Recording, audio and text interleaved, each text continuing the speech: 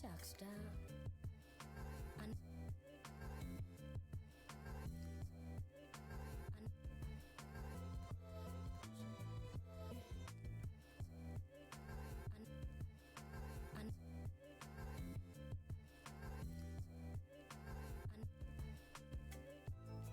But now that I'm here, did you, and it's just, and it's just, and it's just, and it's just,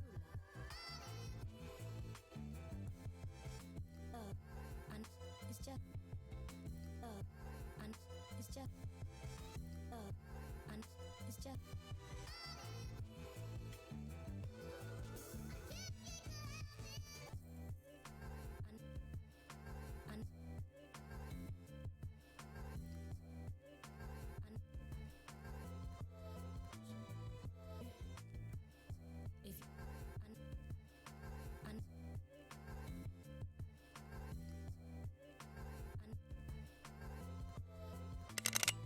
I said hop in.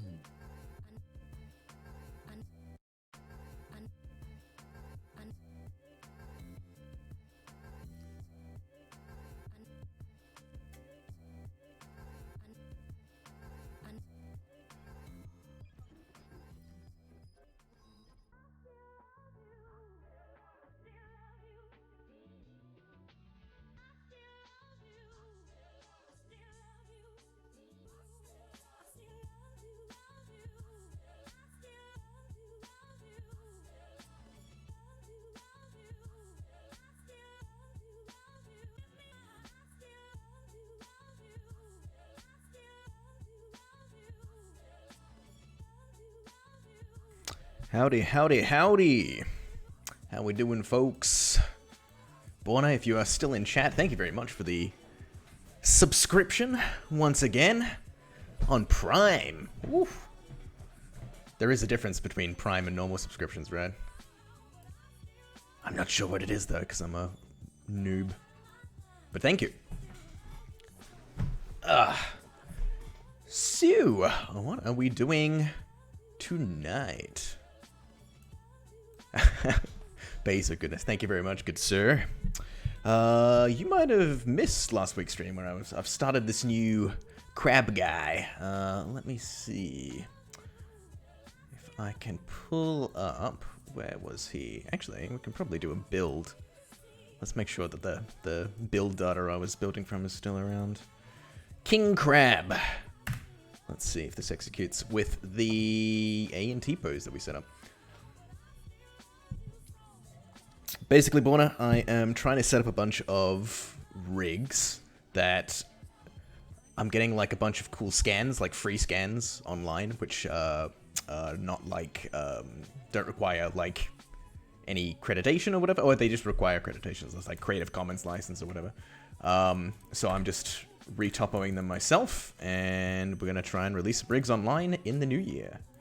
So we got this crabby guy, where we're posing like such, which we got through last week. So tonight, I want to start...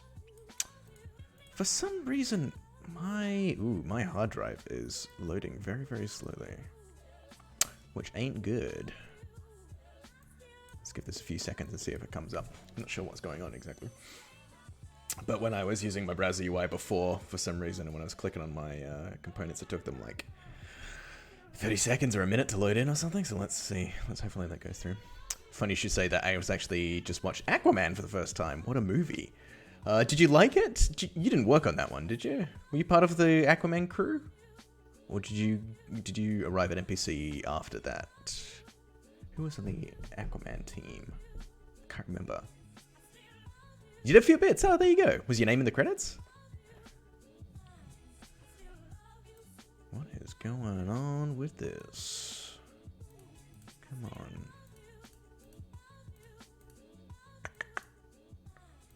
Let me see if I can pull this up.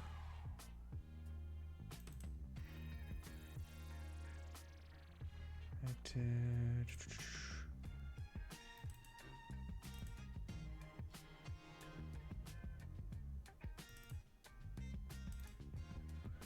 looking at? We got aquatic.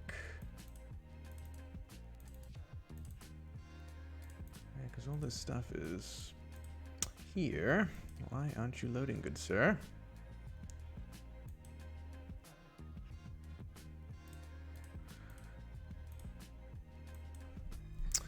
Not sure what's happening exactly.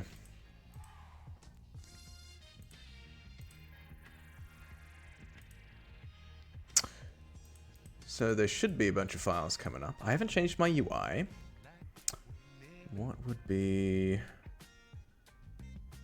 stopping this from loading?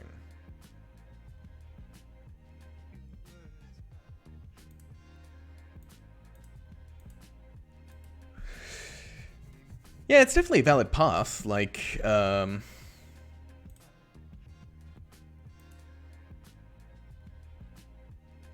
files.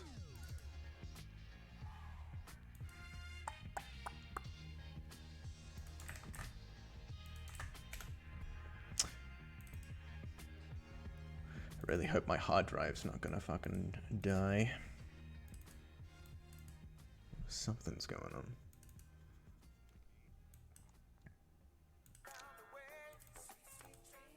Yeah, all the files are still there. For some reason, they're just not loading up in my UI. And this did happen to me like 15 minutes ago, and then they just sort of like came up. Might have to restart Maya or something. That might be the way to go. What can I do when that happens? Can I go ooh, full screen? Oh, we can go full screen on my face while I restart Maya.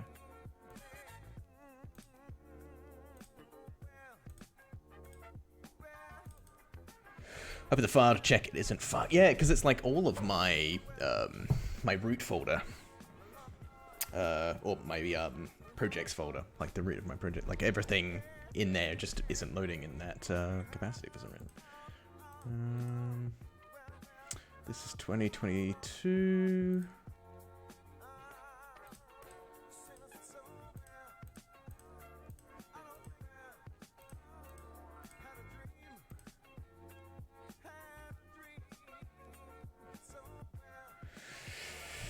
Didn't touch it unless... No, because this is all working. Product. Let me go back. I mean, like, I can still keep working. It's just going to be way more annoying to do everything when I can't do it just instantly. Let me check my file. It's going to come up. Thank you, Sublime. Yeah, browse path's fine.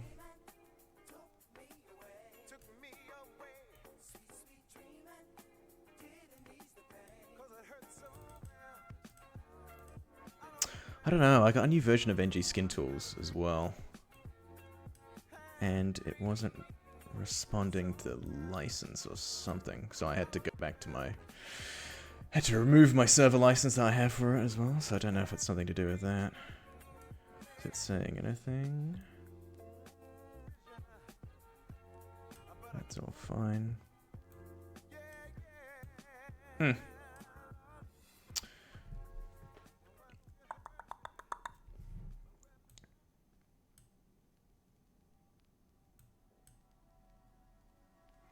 This is lame, but this is why you should have unit tests, yeah.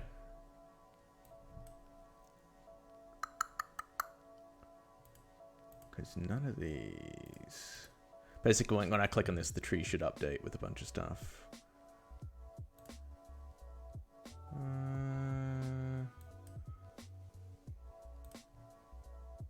Browser UI...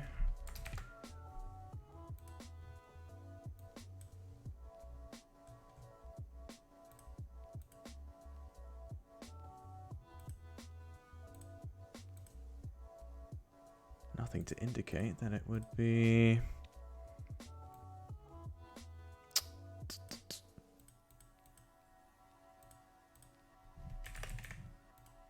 Anything come up when I do that? Nope.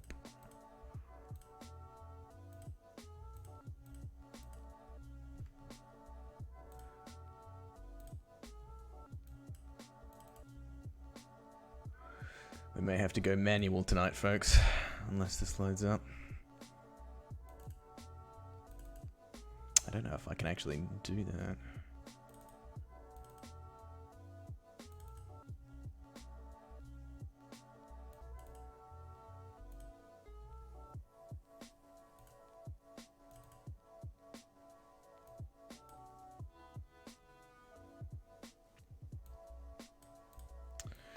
Well, anyway, like everything's running. The files that it's like pulling from for this is still going strong.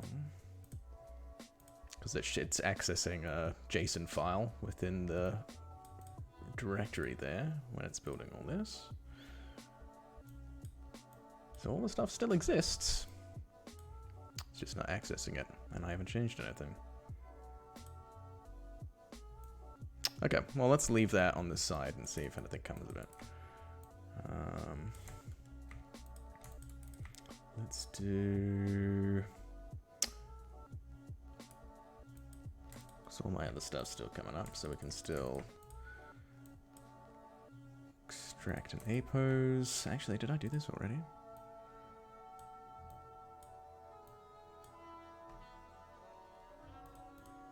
Joints main. Oh, I did.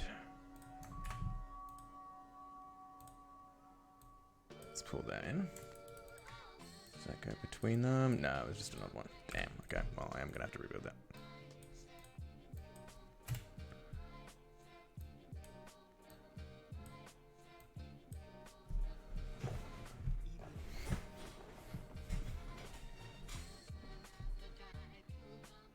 We'll see how far we get before I start pulling my hair out because of the inconvenience of having to do this all by hand in a file structure.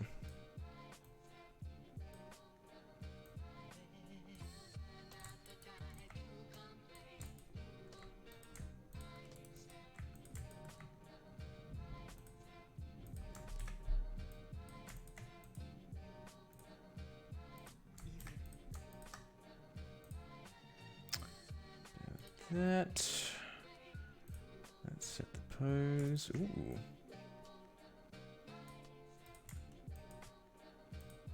Oh, there we go.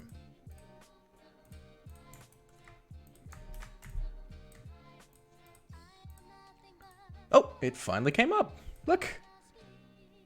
That is so strange. But I am slightly concerned by that.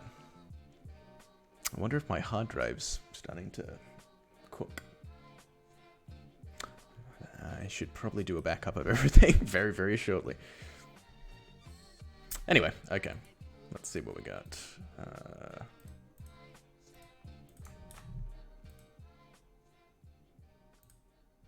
We'll see if this actually refreshes as well. Okay, I can do minor version up. Let's just... initial A and T-pose test. Okay, well, that's updating, which is good to know.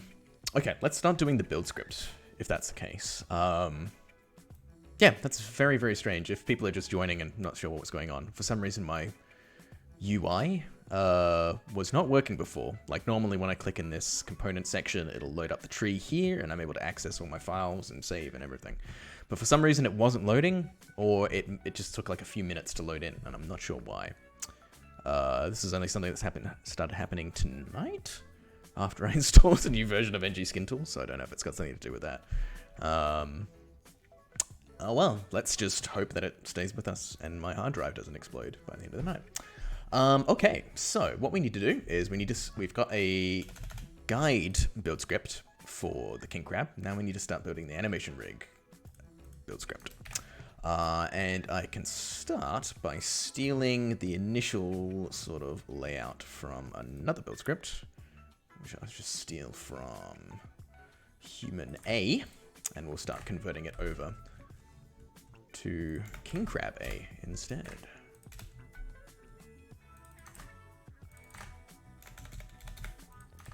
So we just need to change a few things. These scale values are probably going to be all out of whack, but we can change that as we go through. So we don't need a face rig. Don't need an animation rig just yet. Bend and stretch.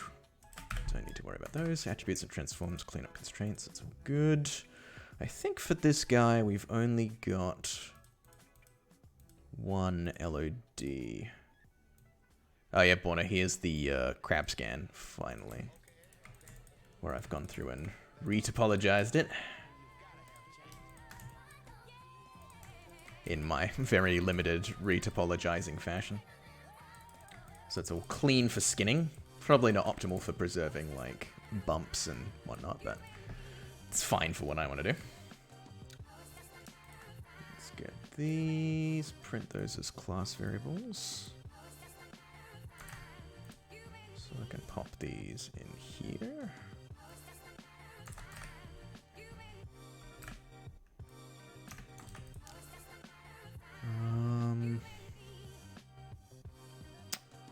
I guess I'll keep those for now, because I'm not sure if I want to go lower res in the future.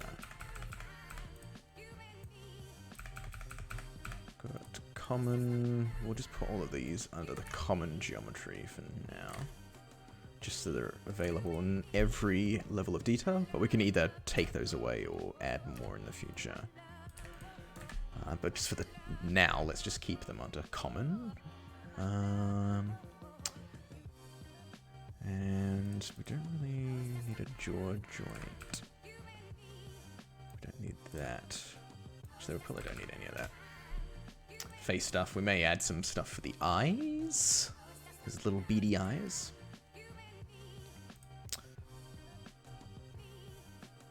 Let's grab our init as well. And start swapping these in.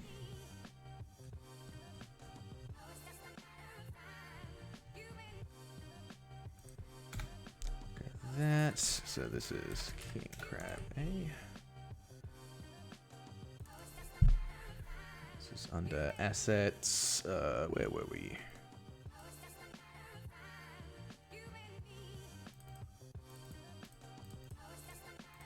Oh my god, come on, mouse. Thank you. And it was aquatic. The asset name, we've changed that over. Let's get some imports in. So we're only going to have two for the time being, which is the model and the joints. So basically I'm specifying file paths for the build script to load these things in. Let's take that model. And I can just... We've got files, model main, can grab FBX. There we go. And we'll do the same thing with the joint. You can see why I sort of want my UI up in this case, because it just makes browsing through files so much easier. I can just get all the info I need and quickly swap it into the script. Now, some initial things. I'm not entirely sure if I need twist joints in this guy or not, because crab skeletons are supposed to be very, like, solid, but they still may have some use. We don't need those bend ones. We can take those bend dogs out. I think for the time being, I might just, like, comment all of these out and come back, because, I mean, we're going to need to do more for the type of legs that we've got anyway. But it's good to sort of have it preemptively here. We don't need interpolation joints. We don't need aim joints. Certainly don't need surface transforms for ribcage slide on surface of a NURBS surface. But one thing I do want to do, actually, which isn't in here, is... Where can I steal? I want to rebuild my joint hierarchy. Game custom joints dictionary list. This is what I want. Actually, what we can maybe do is let's put that there. I missed it. Did you fix your UI? Yes, it just seemed to load up for whatever reason. Not entirely sure what's going on. Not entirely sure if it's my hard drive cooking, frying inside of my computer, or something's going on. Or if it's an issue with, I don't know, script code, something. Gonna have to test it. But hey, at least it's back for the time being. It's good to know. Could be, yeah. I mean, what aspect of the QT stuff could it be? Because like Maya's stuff is all PySide, right? Or at least that's the ones that I use for my UI.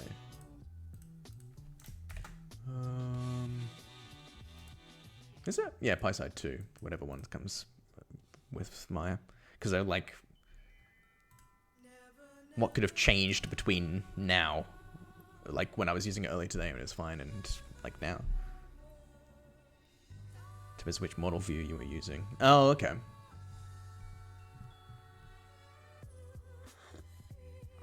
My knowledge of Qt is super limited. I think this is like a tree view or something. Let's see what we got. Yeah.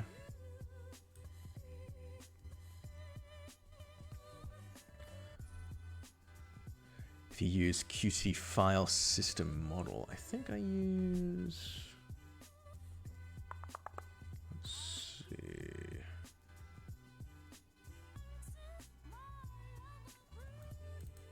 Add widget, tree view.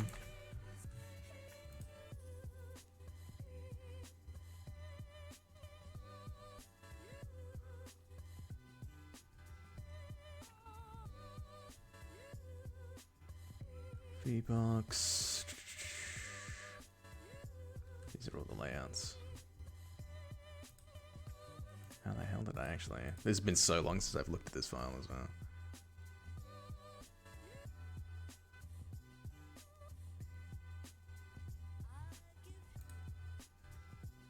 Qt widgets, Q tree view, yeah. Q file system model.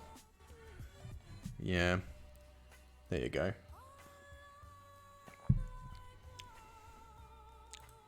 So is it like, it's like recursively trying to find something or something?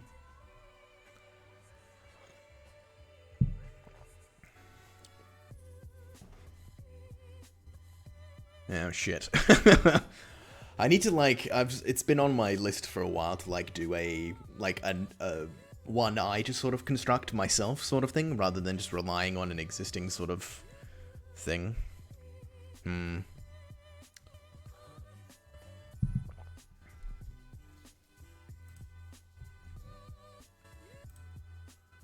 go back to Mr. Grab. Comment that out. Let's just we'll do a quick build through.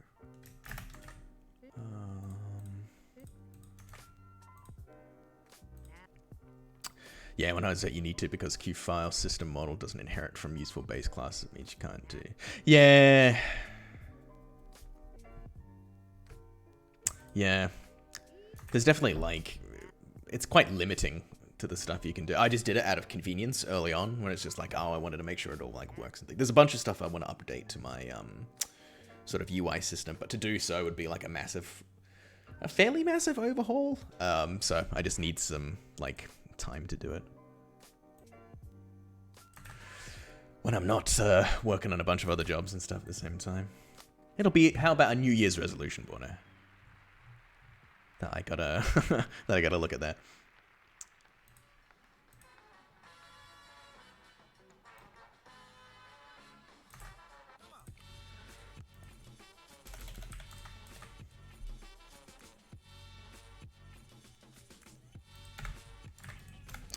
Assume that you're doing reg expressions. There are certain cases that cause the file system to blank. There must be, like, yeah.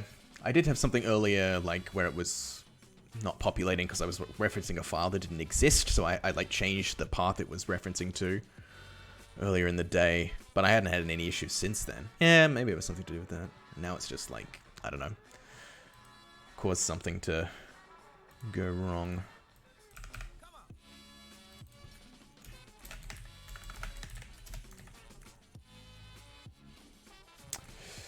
I would have to learn how to unit test. That would be my my first barrier. But I've heard it's very, very good.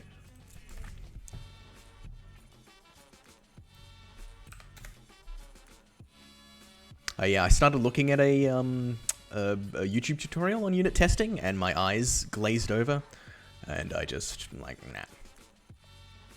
Oh! Hey, Joe. How you doing, buddy? A quote from Deep Space Homo. Oh, they were just about to show some close-ups of the rod.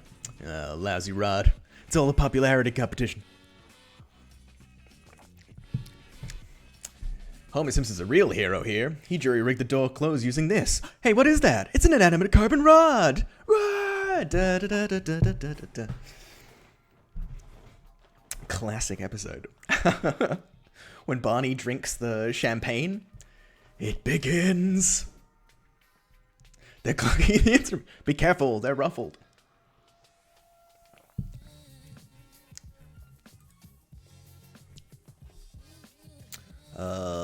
I don't need those anymore. So I do want to build custom joints. Because I've set that up, but we'll do that afterwards. And Joe, you're like one of the few people who actually uses my redeems. I've like got a bunch set up, but like, I don't know. I think people forget about them. People are here just for the experience, the rigging experience, I guess.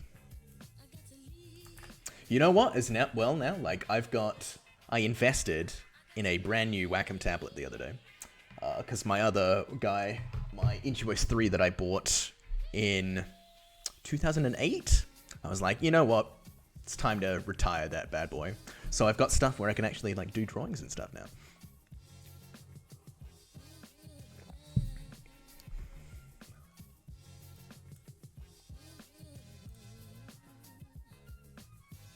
There's some in there that will actually do Simpsons quotes as well, Joe. Hold on. I can do a few. There's also commands you can use as well. Hush, field trip boy. It's all like my favorite. It's basically all my favorite, like Lisa's imagination. All of her dream sequences she's got. You can also see my commands on my About section in my Twitch profile, which has got them all like listed there. There's a bunch of like, yeah. Now, boys and girls, who knows what this is? Triangle. Oh boy. It's Geo. Basically, it's Simpsons and terrible movie things, specifically Vanilla Ice's Cool as Ice. Which, oh Bonnie, you actually get access to my emotes because you're subscribed, therefore you get access to the Vanilla Ice face. Again, all these wonderful rewards.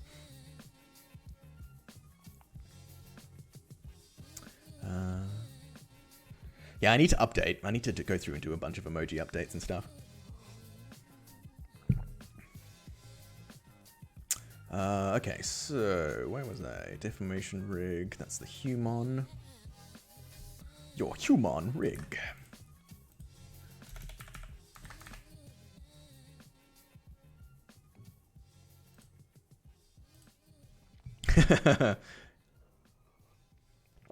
Rotation, especially if you're doing joints where you gotta think about two kinds of rotation. Fuck that. Whoa. Did I actually...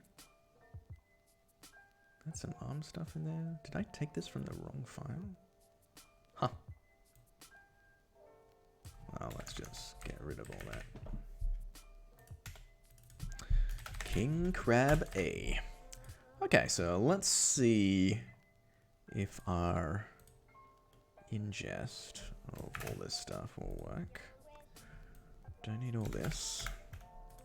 We will slowly come back to all these dictionaries. Basically, I want the stuff that's in there, but we're going to change it on a per crab basis. So right now we're going to do a build, but we're not going to have a face rig, not going to have an animation rig. It's just going to sort of build everything through. Going to load on any skins and that we have, which at this stage we don't have any. So it's basically just going to cleanly build the rig, hopefully. With basically just going to import a bunch of stuff, and that's about it. Let's just make sure that all works. Took 1 second, and it absolutely did work. So we want to set it to base. I'm totally addicted to base. Oh, wow. Cool. Let's actually take these. Go into our set defaults. Oh, there's nothing in here.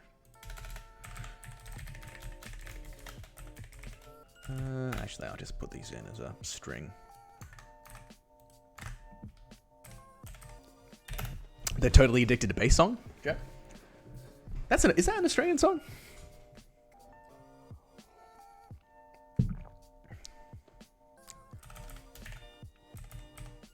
Thank you very much, Zeb is Naga. Welcome. Why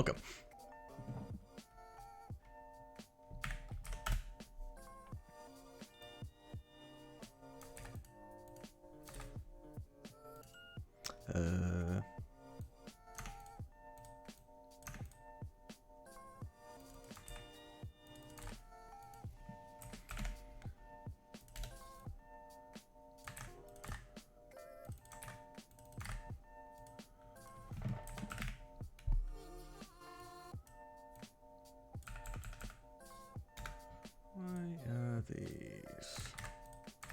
Am I seriously not? There's no Maya import commands in this scene? Jesus.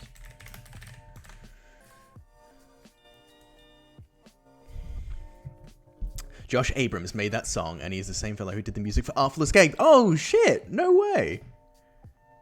Oh, wow! Yeah, because Johnny, he was, like, in a rock band at some point, right? Wasn't he in, like, the Galvatrons or something? Yeah, Johnny Galvatron, yeah. I was watching an interview that he was doing, and I was like, I remember that. I kind of remember that band.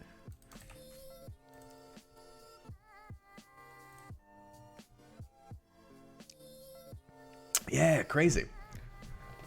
And now he's a game designer. Who also still does sick music. Like, the music they did for Artful Escape. So fucking good. I love that game. Highly recommend to people who want, like, a nice, kind of contained, beautiful indie experience. Artful Escape. I think it was on... Oh, it might not be on Game Pass anymore. I played it on Game Pass. Yeah, it was good. They toured. He hated it. Made games instead. Yeah. I feel like that's me sort of now, post-film. I'm like, I think I hate films. Or I think I hate the way films are made these days.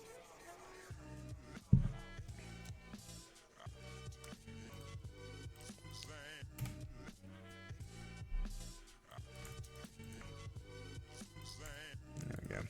Dude, that's me too. Yeah, dude. Bonnie, you're enjoying, like, game stuff, right?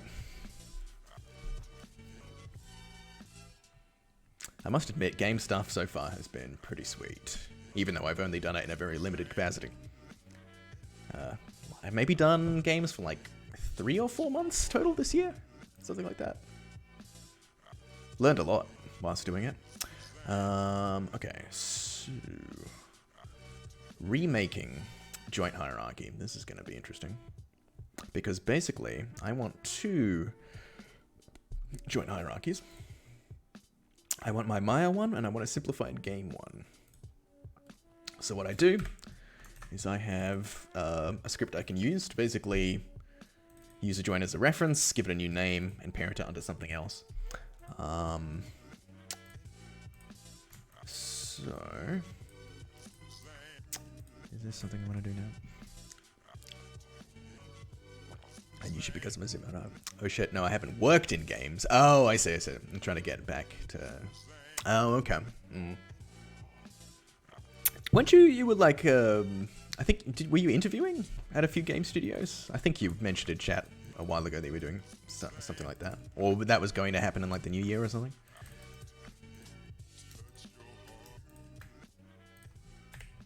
Let's grab these. Casual. Ah, cool, cool, cool. No strings attached. Yeah, 2023. Cool.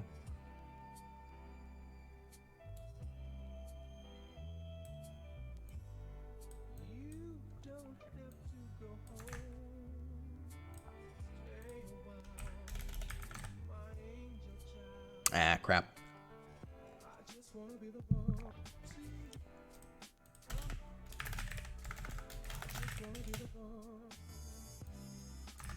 Let's do this.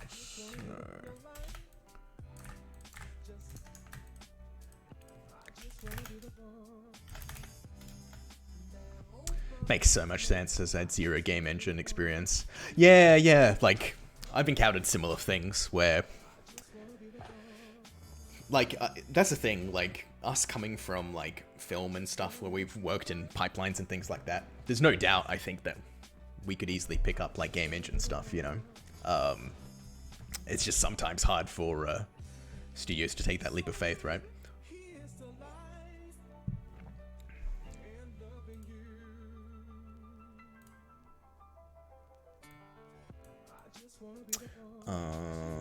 What was I doing? Let's take that body base. This one we want to root. And I'm going to call this one body. So this is body. Move on.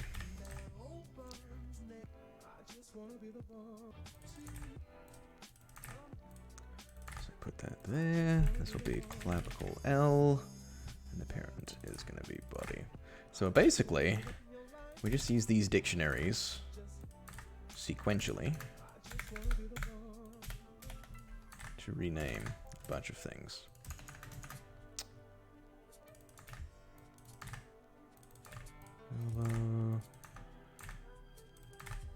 There's probably a simplified way that I could do this, but I like the specificity of being able to sort of see what everything is called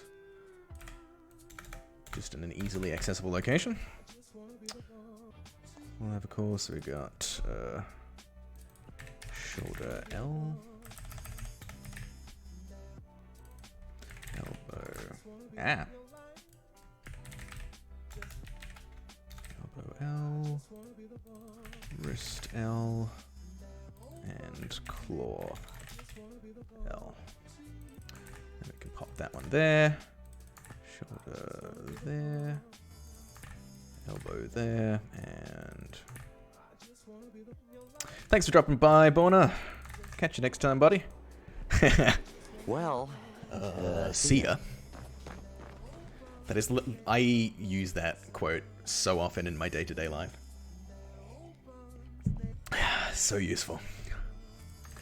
Well, see ya. So, we also want to chuck in on these ones a do mirror. I mean, why denote that with a separate thing?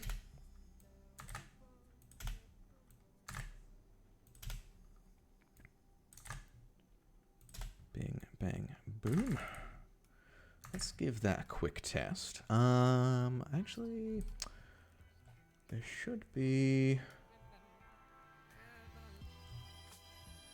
We got... Ah, yep. These are here.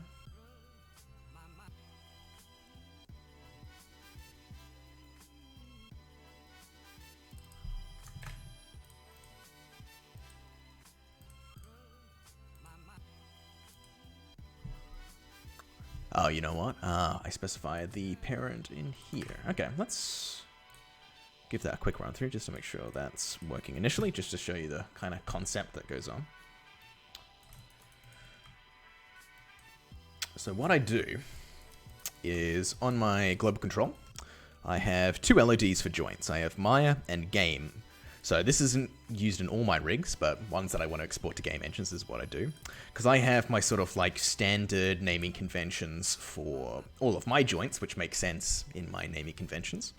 But often you want to export to game engines in a more simplified way, as well as getting rid of things like end joints, which aren't really useful, and things like that. Like, I need them to build my modules, like to specify the endpoint of a leg and everything. So what I basically do is, like, if I want to create a simplified hierarchy, I just build a quick sort of like dictionary list to do it, like I'm doing right now. So I can swap over to the game one instead, and you can sort of see like I'm slowly recreating this hierarchy, sort of with simplified names and getting rid of all the useless end joints and things like that, which aren't as important. So let's do that for the rest of the things.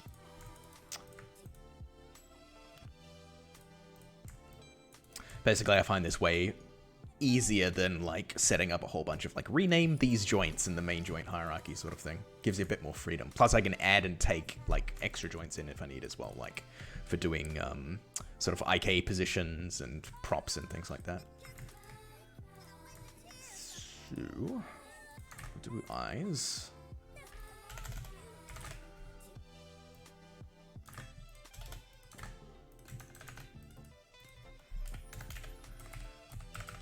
Yeah, I only just added in this, like, do mirror functionality recently. I was literally copying and pasting both sides and then replacing the strings myself, which was a silly way of working. But this is what you do when you're trying to bash things out quickly on deadlines. You come back and you make them better. This one, put under body. So basically what I did there, like the script is going to go through, analyze every dictionary, extract out all of these keys. So it's going to know, okay, we got this joint as the reference. We're going to rename to another joint to root. We're going to put it under the parent of whatever this one is specified and constrain it to the reference joint. We also have the options for like doing a mirror, so it'll do the same thing on the opposite side. As well as some things for like if you don't want to constrain the joint or if you want to change the mirroring naming conventions and things like that. Yeah, so we've got that. Let's take a look at this dude. Mandible. A, B, and C. There's probably... God, I need to remember like dictionary... what do you call it? Like there's ways of... adding to dictionaries. It's like you do that as like for X in X afterwards or something. I need to remember how to do that. For mandibles, I think we'll do that manually at least, because it's sort of in an awkward place.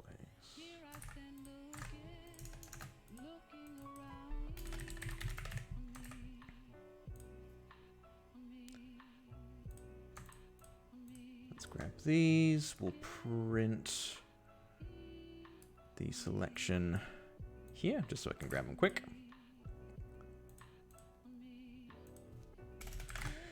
Howdy, Marin. How you doing? How's your week been?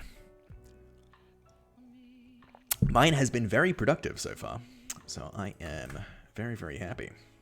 And it's only Tuesday evening. So this is mandible... let's do mandible 0. Is that how we want to go? Yeah.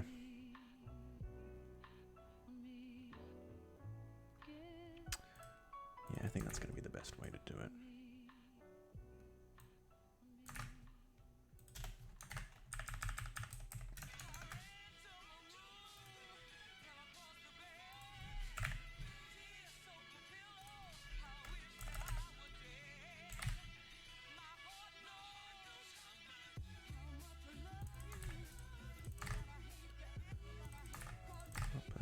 There. And one more. 2. Put that under 1.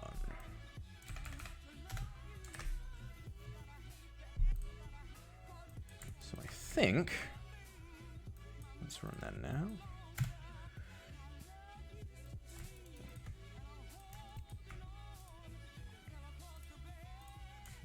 Yeah, cool. That's added those extra ones in now as well.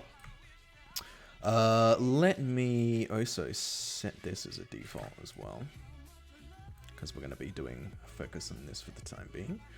Joints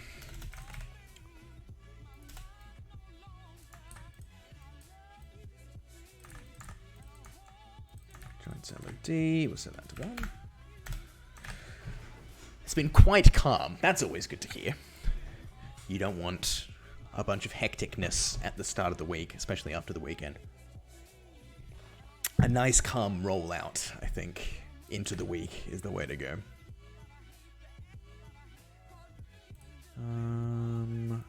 Okay, so with that done, actually what I might do before we do the legs, because I'd like a way of doing that more simplified if I can.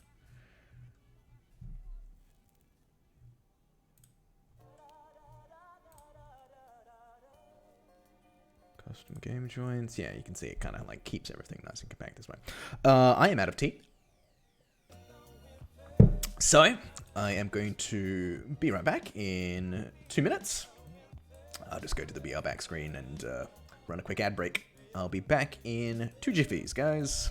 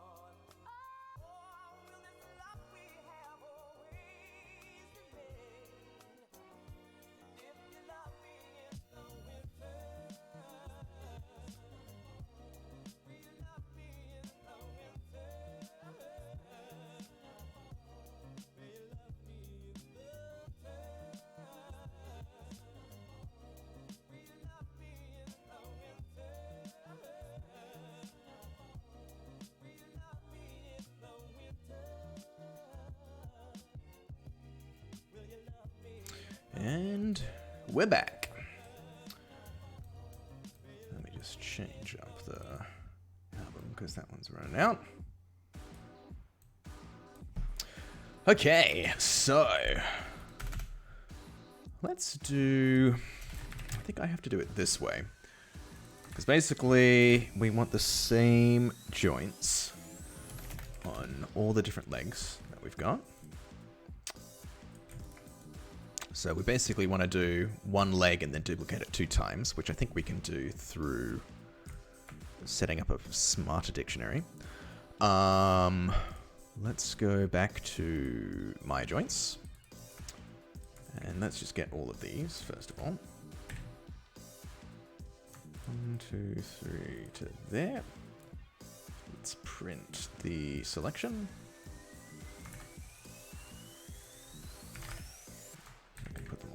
Here. Ooh, actually, can I do this? Actually, what's going to be the best way to do it?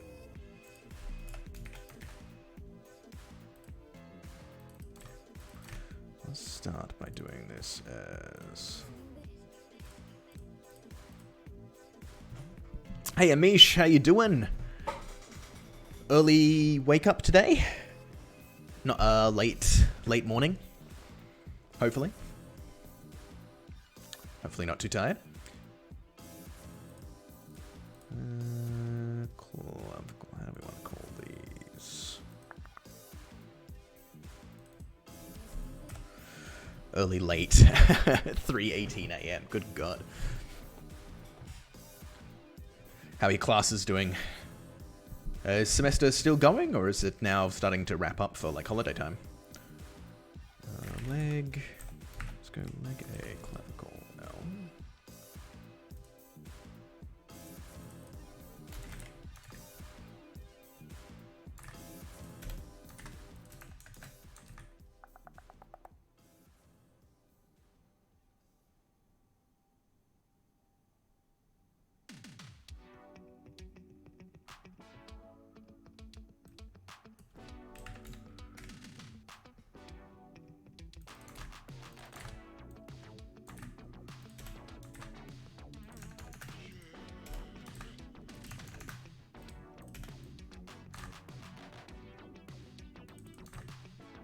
B,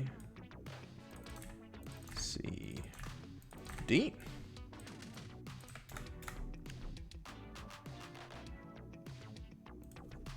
One, two, three.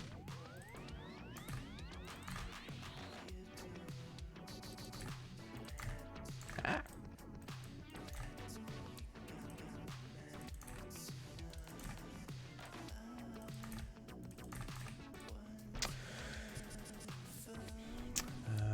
Still going. It finishes December 14th. Damn. So final projects are getting bigger. Got 4 classes. Goes right up to the wire. 14th is...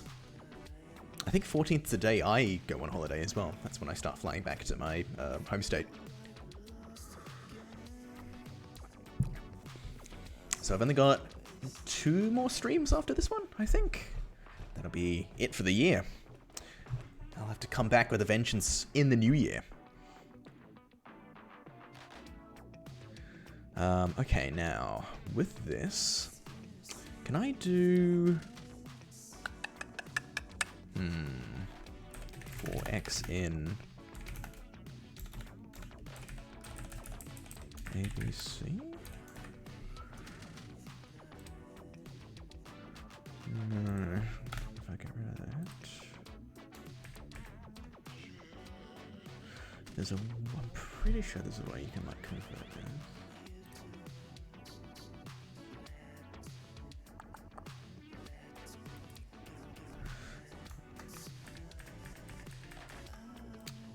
I can't be bothered. I'm just gonna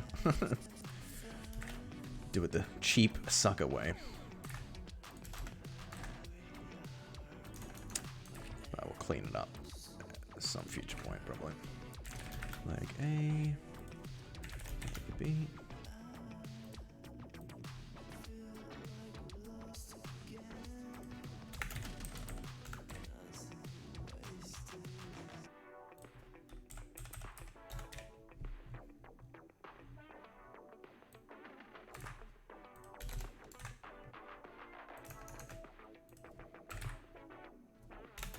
C, same thing. Leg B, leg C. Alright. Man, honestly, I didn't even need to. Let's just pop that in there. We've learned about vectors in rigging class today. My instructor went into detail about aim constraints. Oh, that's really good. Yeah, vectors, like vector-based rigging, like using matrices, all the matrice nodes and stuff that are sort of like core to Maya now. Really good for creating like clean, fast rigs. They're sort of rigs that are like you build them, or like the focus is through the node editor. Which depending on like what kind of riggers you're sort of working with, some people prefer that, some people don't. Yeah, but like the knowledge of it, like you can create stuff that works super quickly. And also really good when you start working with things like Bifrost or creating your own custom plugin nodes and stuff.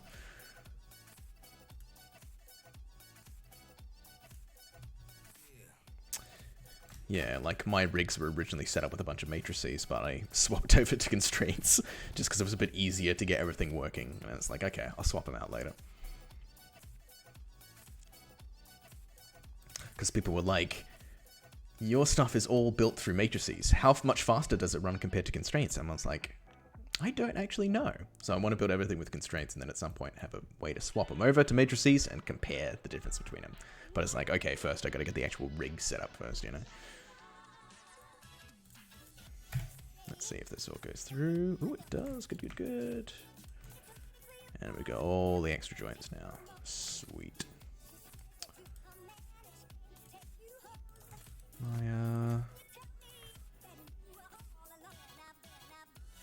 Where is my set pose?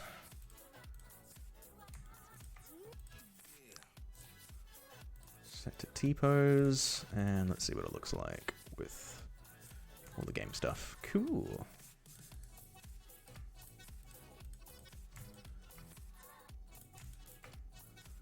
I think I may... Yeah, I think I might want to go back and rename those slightly. Yeah, we want to create roll joints for shoulders. Oh, yes. Actually, I do use matrices for extracting twists in my twist chains, actually. I used to use a more, like, manually brute forcey sort of method using IK handles with no up vector, or, like, zeroed out up vectors, and then I changed over to the like quaternion extraction method or whatever it is, and it's way quicker. Hey Rehards, how you doing, buddy? I am doing quite well. We are I've had a productive start to this week. I've had 2 very productive weeks actually. Last week I did a bunch of like bendy joint stuff, putting in like bendy joint chains and stretchy IK and FK into my rigs. And this week I've started looking at IK fingers as well, and everything's been going good. So it's like all these things that have been on my list for a long time, I'm just like knocking them off one by one. We got our crab boy, he's starting to come along. Yeah, how do I want to approach? Do we want to go straight into skinning? Probably, even if it's just rough stuff.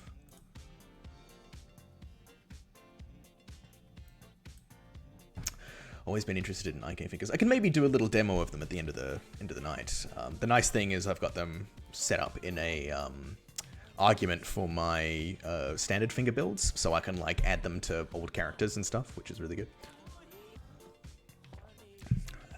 Same with all like the bendy stuff. Like that's one of the benefits of setting up a modular system like this, is when you create these sort of like upgrades, which sort of upgrade an entirety of a module, you can just like slam those arguments into previous characters you've worked on, and it just builds them with that stuff and the functionality. So long as you sort of like preemptively set things up to sort of work that way, like with bendy joints and everything, you sort of need to have enough joints down the twist chains for it to work. But yeah. Yeah, it turns out like for IK fingers, the same module I use to build my insect legs is the same one I can use for the fingers. Turns out insect legs and human fingers are very, very similar. Who'd have thunk it, right?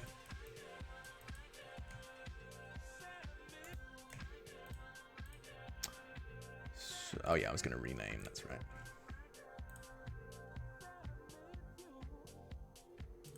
Words of wisdom. Damn right. Drop that 0 and get with the hero. Oh, I'm getting excited. It's nearing December 1st as well. It's time for all the shitty Christmas movies to start coming out.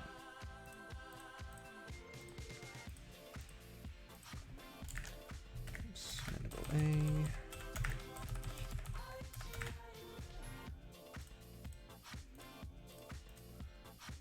Let's go arm A.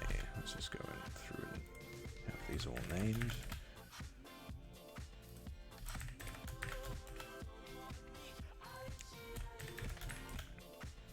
It's the time of year where you can marathon like the Christmas Prince and the Princess Switch movies on Netflix. Highly recommend those, all fantastic. There's the new Lindsay Lohan one that I want to see. It's like Falling for Christmas or something. That looks fantastic.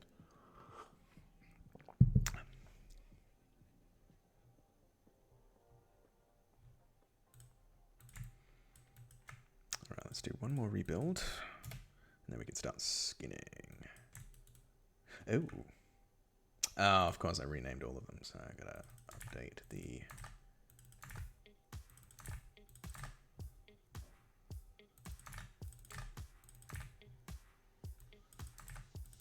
shoulder, elbow, wrist. This is why we test, and test a lot.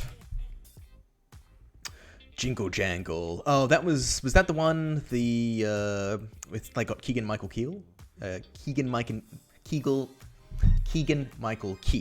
in it, right? I think Framestore did some effects on it.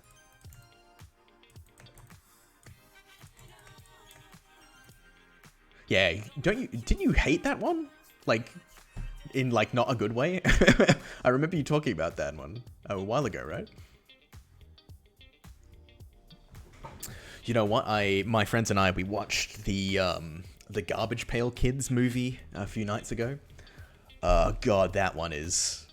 It's interesting, but, like, there's some stuff in that where I'm just like... God, make it stop, sort of thing.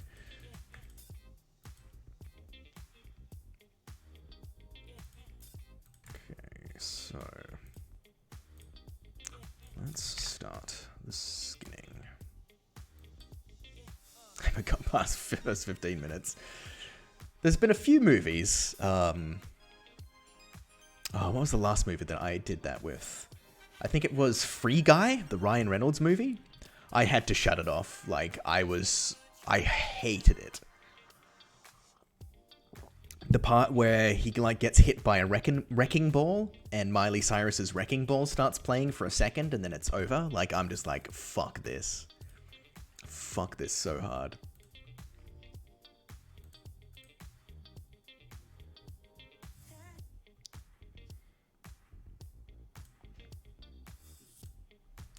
That movie was worse than Pixels, and that's saying something.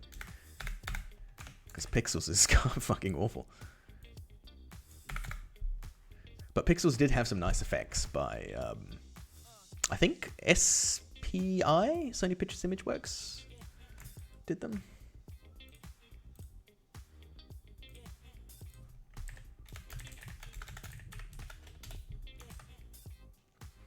The trailers are cooler than the movies. Yeah, because in, like, the Pixels one was based on, like, a... like, I don't know if it was, like, a viral video. There was, like, a VFX artist who uploaded basically the whole thing, like, Pixels was based on, where it was, like, pixelated characters. It composited into real world sort of thing. And, like, you know, Tetris blocks would fall and, like, delete a part of a building and things like that. And they reused all those things in the movie, but, like, worse.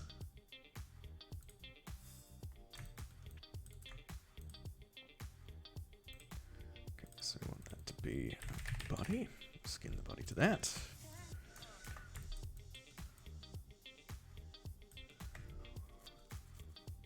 How do we want to approach all this?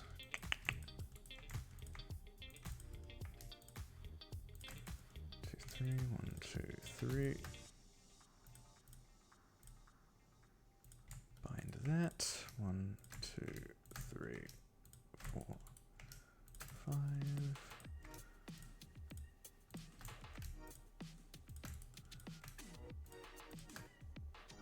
So I think we're just going to do some very rough skinning initially. Just sort of get everything set up. And then we can come back and do it in more detail. Generally, that's the way I sort of like to approach my rigs. I try and get everything sort of like locked in. Not just in terms of like skinning, but in terms of like the rigs themselves. Like all the elements sort of in their building. Maybe not looking as flash as they should do. But you're just like, okay, it's all working. It's a complete build. Now I just need to go back and make sure everything looks good, sort of thing. That's generally my approach. So it's like, okay, you set up all your skin clusters. They may not look great, but you've saved out the skin clusters, and you can at least load them in, and then you just go clean them up and update the file.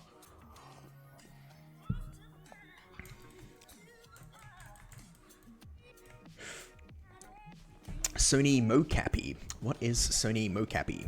Oh, did you... Was it you who posted about it on Twitter earlier today? I think I may have seen something.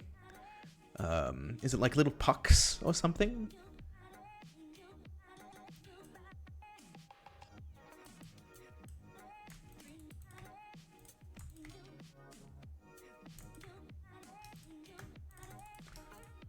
Let's rename these.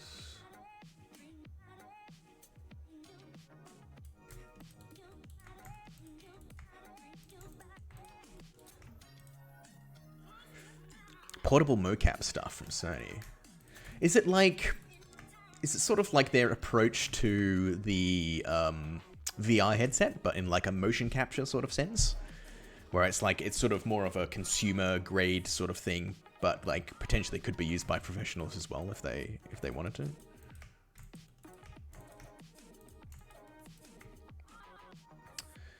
Yeah, because I guess they're trying to like help capture that what is it, VR chat crowd, where you can like do the full body motions of characters and everything. Yeah, it'd be cool to add that into games, you know. First pass animation. Yeah, exactly. Yeah, I think there's some cool applications for that kind of stuff. Like, I messed around with IPySoft, which was like used Kinects to like create point cloud data, and then an algorithm to generate like motion capture from that. And those are things like Plask in that, which is like AI, but it just like analyzes videos and shoots out some mocap for you. $360 is better than like $1,000 for a Xsense or a Rococo suit or something, you know. It's much more manageable, and you know, it might not be as accurate on everything, but like for first passes, like you're saying, it's cool, right? Let's save this as animrig. Let's get a new subcomponent.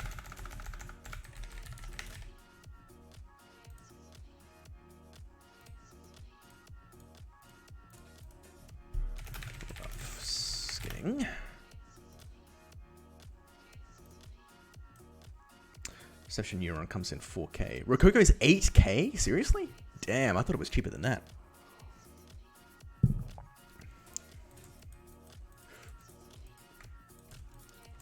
Like, I'd love to have a mocap suit, but, you know, I'm going to be earning triple the amount of money before I'd even, like, consider that.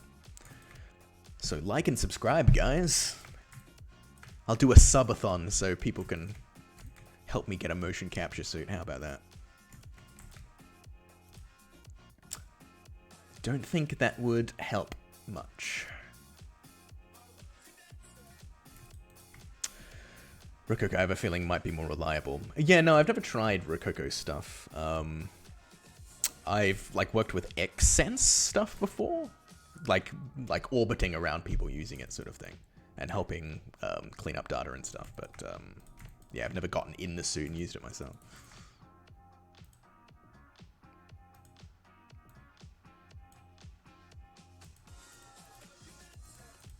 Is it not coming up with the license stuff anymore?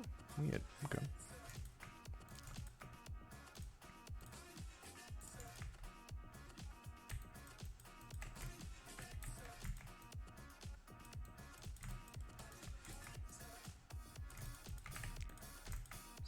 That.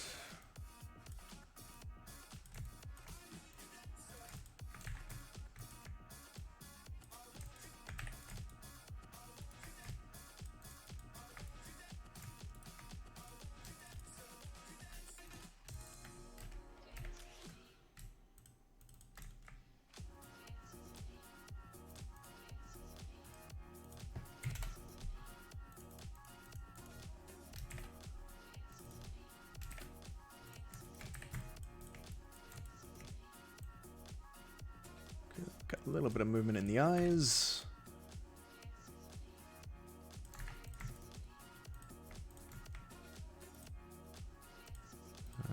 Let's make sure we can mirror this. gotta remember when I do like game joints, they use different naming conventions.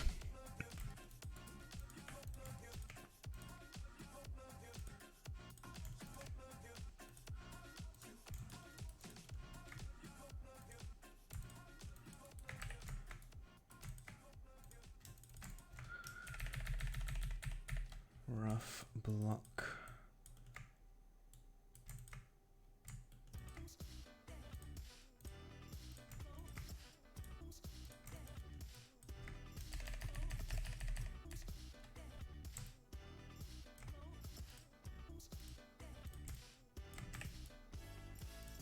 Actually, you know what? I should be swapping over to my tablet. This is what I bought my tablet for helping with skinning and whatnot. Everybody who hasn't seen it, my brand new Intuos Pro.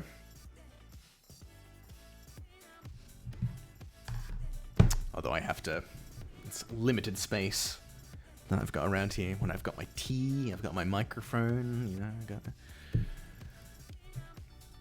Yeah, I finally decided to retire my old Intuos Pro, Intuos 3? What are they called? Yeah, Intuos 3 that I bought in 2008.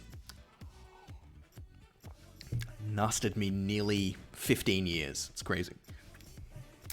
But I'm just like, I want the smoother experience of the newer ones. Plus, I think some of the drivers don't really work as well on computers these days, so... Let's do this in a bit more of a painterly fashion.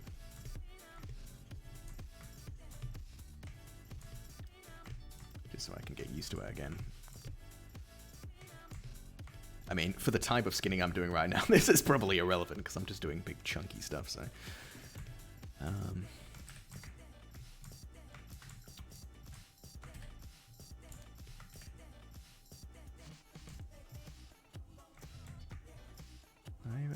Do I want those moving around fully, or would I want like a little bit? Maybe actually want a little bit to the body as well. So in that case, yeah, that might be better.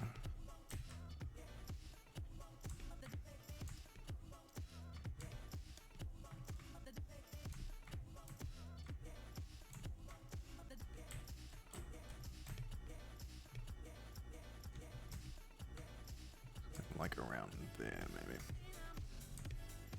Oh my god, I should really isolate this. Pull those out.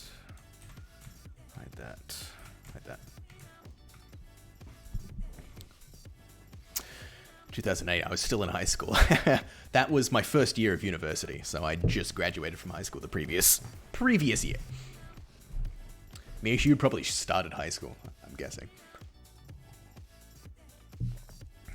Plus, I'm sure Australian and Canadian high school years are probably different.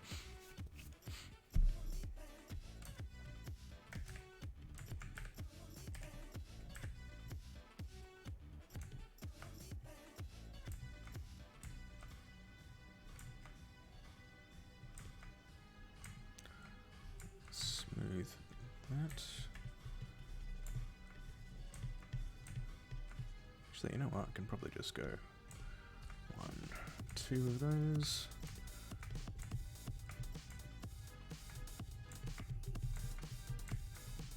Oh, actually, yeah, that might not be ideal.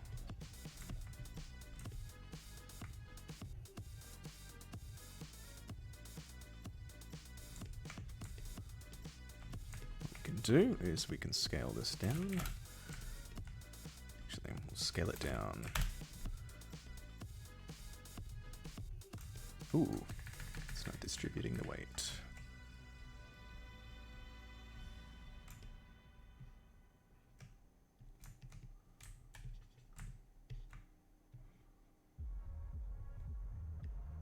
I think we've gone too far. There we go, that's a bit better.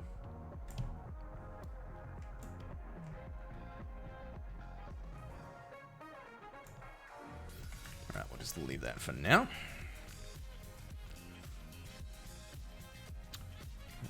Let's do this. I used to use my tablet. Oh boy. Sorry, that probably freaked everyone out. I used to use my tablet a lot when I was back in the office, when I was working at Method, and then when I came home to work from home during the pandemic, I just started using my mouse instead and never got back into using my tablet, so need to relearn. It's really good. I like it a lot for navigating the mire and doing skinning and things like that. Okay, let's take a look at arms.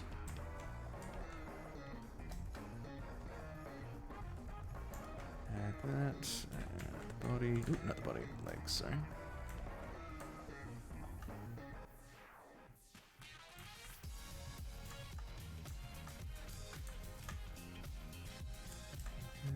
And yeah, let's do the arms first. Graduated in 2009, so just 1 year. Okay. I think they had touch input in Maya on by default as well. As in, like, touch sensitivity on the, for the tablet? I fucking hate touch stuff on the tablet. Like, when I'm just cleaning stuff off it, it's like, you've swiped left or right, and I'm, no, didn't want that to happen. I need to turn it off.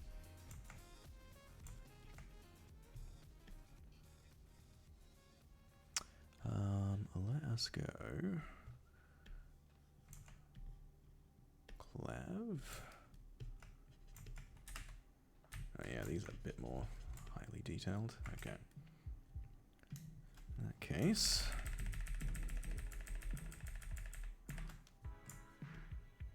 Nice thing about doing the topology myself is the edge loops work the way they want them to. I mean, famous last words. Before I find out that my topology and edge flow is shit.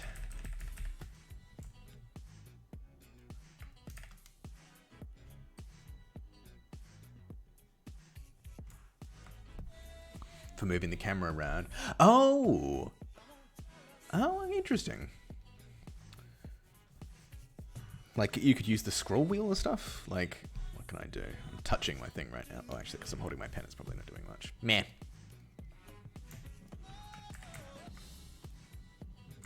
You know what I need to do as well? I need to, like, use, with, like, Unreal and stuff, can't you, there's, like, plugins you can, like, plug your phone in and sort of use it as, like, a 3D camera and stuff, right? I will need to experiment with that as well. I reckon that'd be cool. Hey, Gladdock, Sam, welcome, buddy.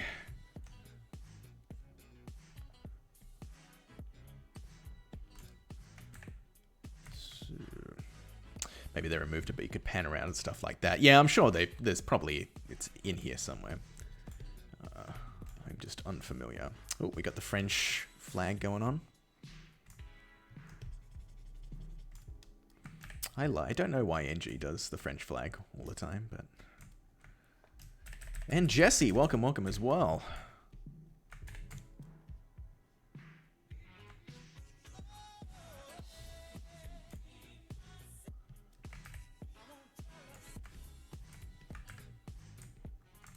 Ooh, whoa. Oh, did I do the wrong thing?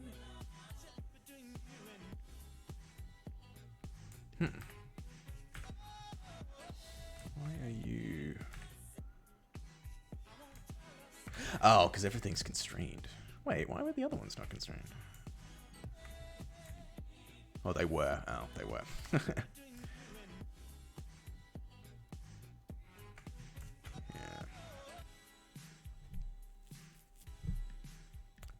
One slightly annoying thing about, yeah, using different ones. You know what, I might even just leave that really, really rough for the time being.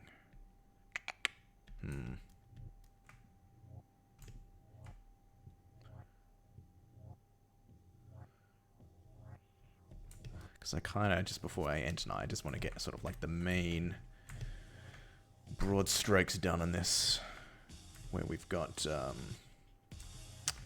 sort of rough skin clusters set up and a rig set up with all the like legs and arms and everything in there. Even if the T-pose and the skinning doesn't really work fantastically, it's sort of like, okay, everything's set up and I can come back and perfect it at a later point. So that might be the way. I might just rush through that a bit, because it's nearly 11 o'clock.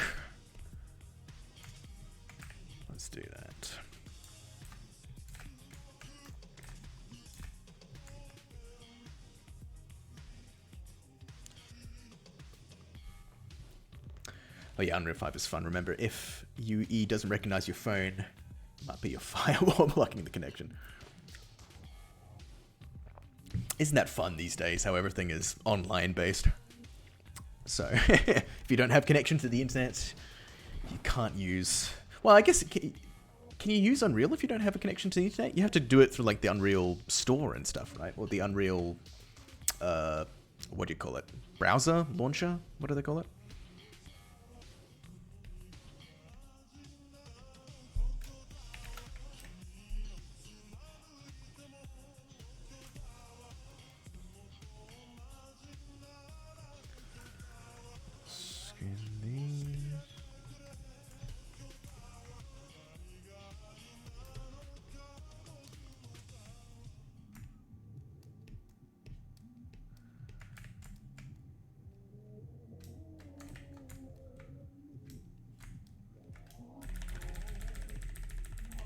This is the cheap way to it.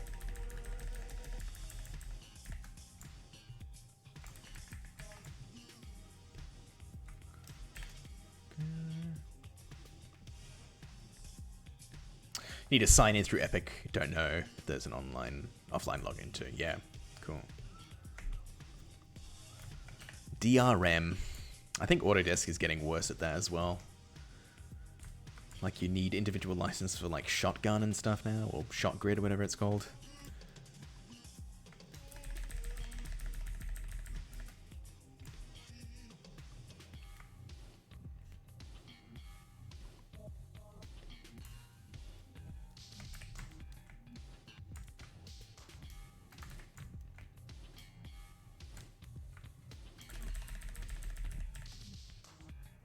I hate the name ShotGrid so much, Jesse. It just... After calling it Shotgun for like a decade, like, going to ShotGrid, I'm just... I don't know. I'm stubborn.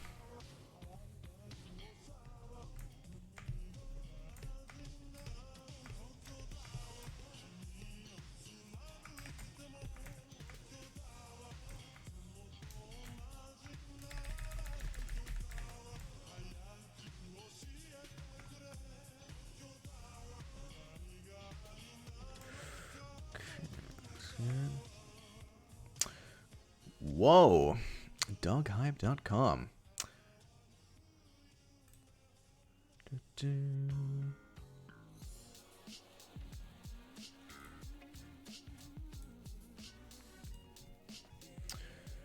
Autodesk login stuff at least has gotten way easier over time.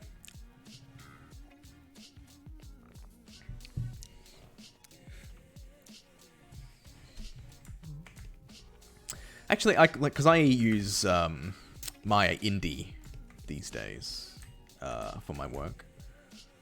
This is what I'm using currently. I have to admit, like the licensing for that is quite useful, where you just have like the cheaper license, you buy it every year, and your login just works and you get access to everything. Like that aspect is quite simple. But yeah, I think it's when it comes to like more broader like studio licensing and everything, because they want money. You know, that's where the issues start to creep in.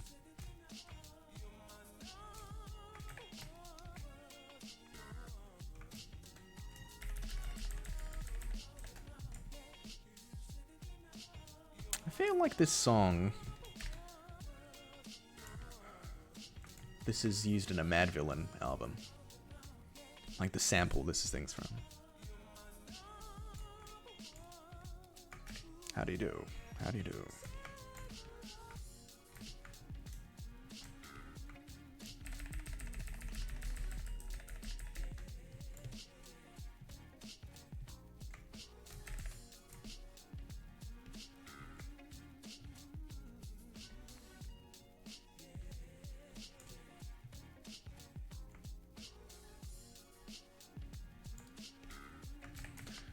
Should really be on game. Set a precaution. You need two people basically, then you need the normal license. That's steep as fuck, but I think it depends on the place and the pipe I'm used. Yeah, like, I think generally, like, indie is quite good for people doing like freelance sort of things. And as soon as you start getting into a bigger studio, like you should be theoretically earning enough money to sort of like buy a few licenses for a year or whatever. Even still, you could probably get a bunch of like indie licenses. Because I mean, as long as the studio's not earning over, I think it's like 100k or something. At least that's what it is in Australia. I think it might differ country to country. Or specifically, it's you are not allowed to use Maya on projects that earn more than 100,000 or something. I think that's what the wording is specifically.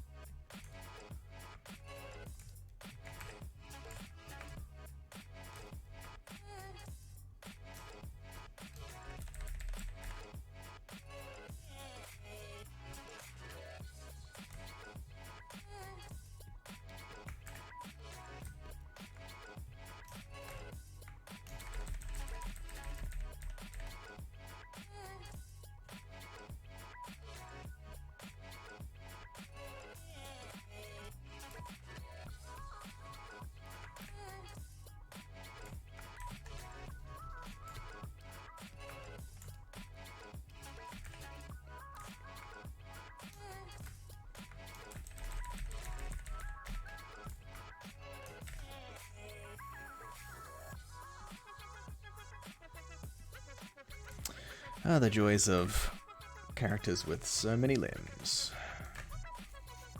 Even when we're doing this cheap, it takes a while to get it all sort of skinned up.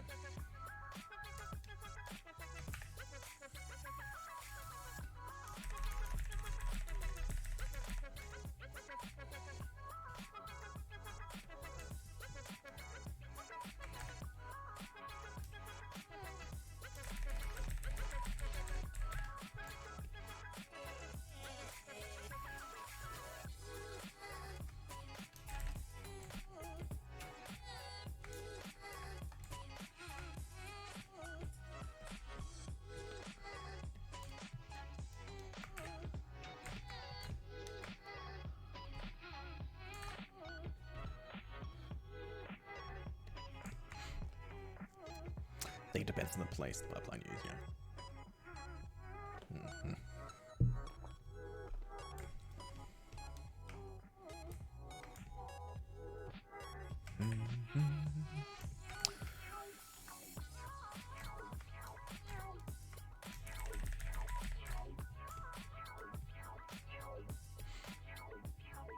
Has anybody seen the new Black Panther movie that came out? Wakanda Forever.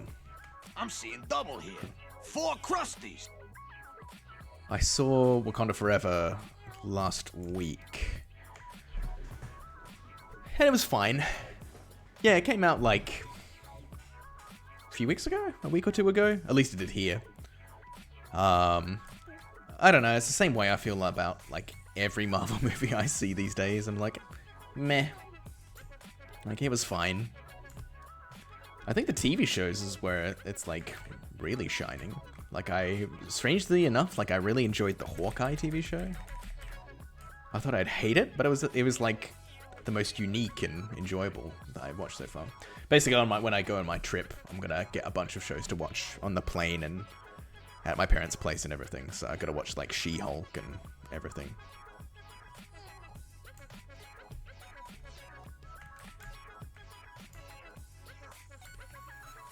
Moon Knight was pretty good as well, actually. Yeah, there was like that one big trailer that came out a few months ago that got like so many views, which it was a really well done trailer, actually. It's the same with like Strange World. Strange World hasn't really been marketed that much. Are people hyped for Avatar? Avatar 2 Electric Boogaloo? Electric Blue Galoo?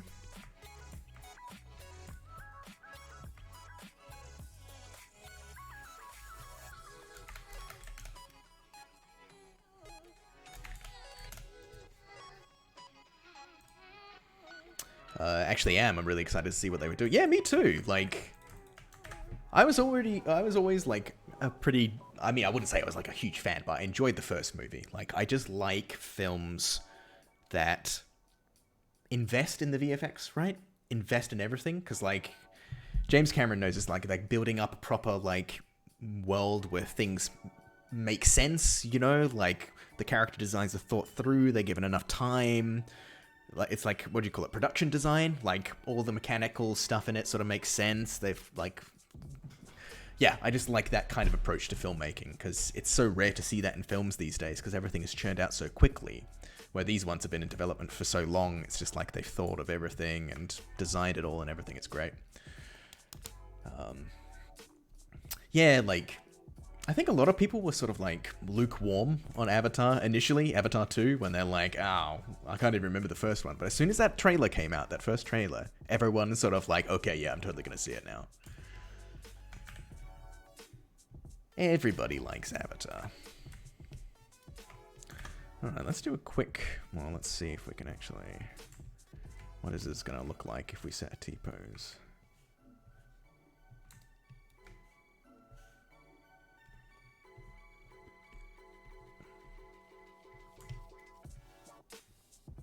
Not bad. Ooh, some joints are flipping. That's always good to know.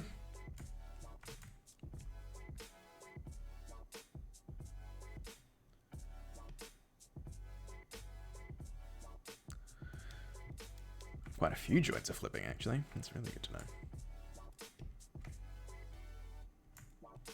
Have to go back into the pose and fix those up.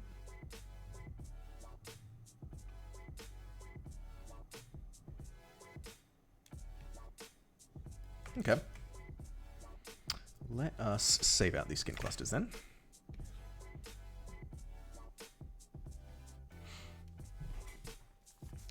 Trying to keep my expectations low. So it blows you out of the water. Yeah, it's probably a good way to approach it. How do you deal with skinning two overlapping objects that are part of the same mesh? As in, like, if you have, like, lips, Jesse, that are sort of, like, overlapping and you need to skin them separately sort of things? Oh, no, my... Oh, wait, no, this is okay. I don't have anything in here. If I do that, is it going to come up? Oh, thank God. Okay, I was worried for a second. Don't want to save guide. We want to save skin clusters. Where's my skin UI thing? Yep. Like a skirt over the leg, but it's part of the same mesh. So what I do, Jesse, is I would actually split them up into two pieces of geometry, skin them both separately, and then mine's got the functionality now where you can, when you go combine, go into the options box, you've got the combine skinning option in here. So basically, like, I'll skin everything. I'll have my own separate meshes that I use to skin everything. I'll then combine those meshes together and transfer that to, like, the final mesh or whatever. That's generally the way I kind of approach these things. Like, I found with game assets especially, they kind of just want, like, just one geometry or whatever. I'm like, that's cool. Just make sure you either keep a way for me to, like, have the original meshes, or I can just, like, split them up, skin them up as I need, and then combine them all again at the end of, like, the build script or whatever. Yeah, that combine skinning option is so useful. Highly recommend.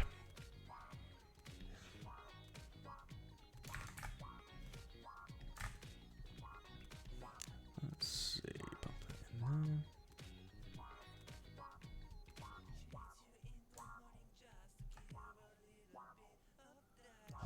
That's that.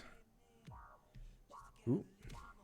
Just legs. Why did nothing else save?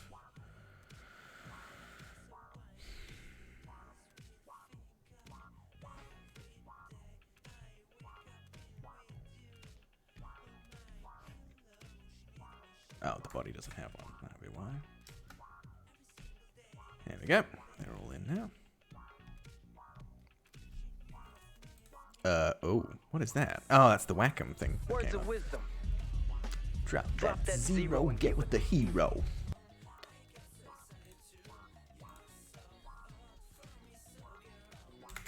Yeah, a lot of, like, I feel like a lot of high-level rigging sort of comes from just the ability, or, like, maybe not necessarily, like, high-level rigging, but, like, rigging where you're sort of constructing a character really quickly and sort of assembling it and getting it all out really quickly just comes from strong control over your scenes and being able to utilize multiple things. Like, basically, whenever I rig a character, the topology is sort of irrelevant sometimes. Like, generally, especially for like clothing and that, like, I will build my own low resolution clothing, I'll transfer skin clusters over and, you know, do it sort of like based on that method. And then like the majority of the rigging then comes down to just like being able to transfer those skin clusters over in a way that's efficient and you can easily rebuild and things like that. So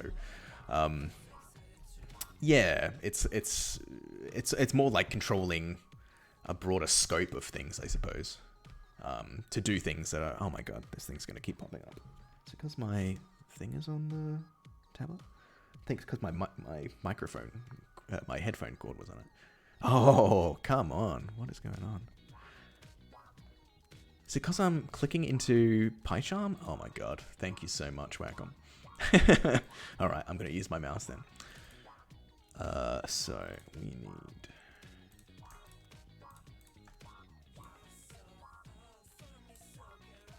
Tell you what, let's put the tablet aside now that we're done with that for the time being.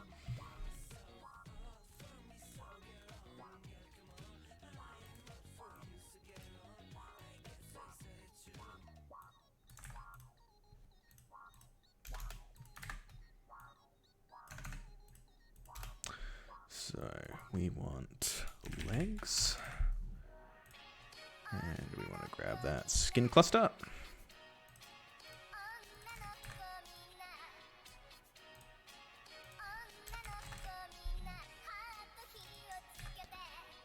We got first pass, legs, and that one.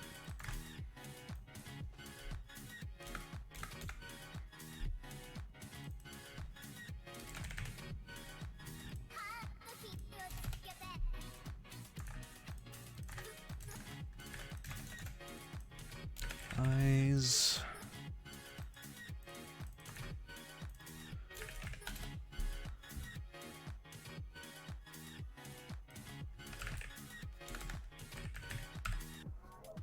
Eyes and eyes.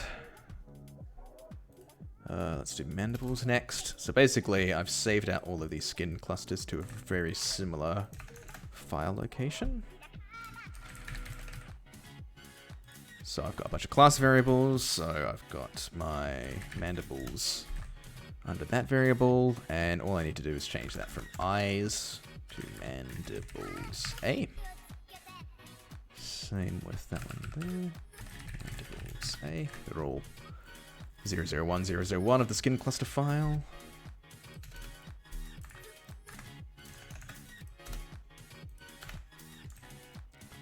This one's going to be the arms. Come on, there we go. Is it arms A? No, it's just arms.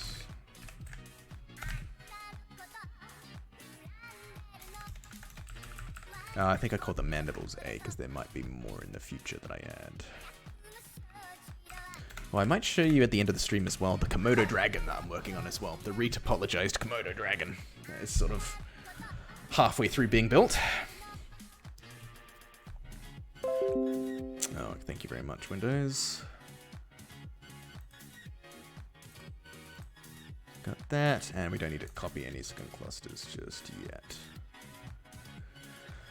Okay, so with that done, we will build the animation rig. Because there's nothing in there right now. It shouldn't actually do it much. So build the halo control and everything. So we can do that. Make sure this file is saved.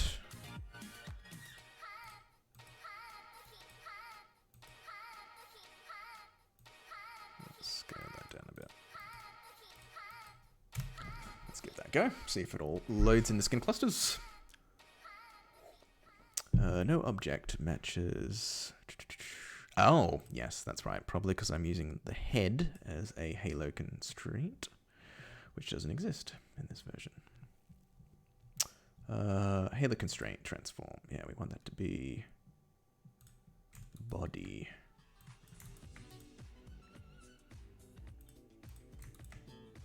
Was it? That one, body.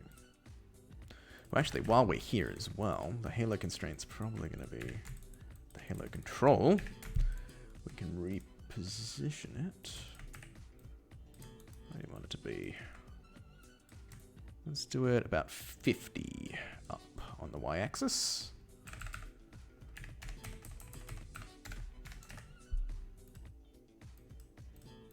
So read a bit of that. It's loading the skins pretty quick. 4-second build time so far, not too bad. There we go, we got the Halo control now. So even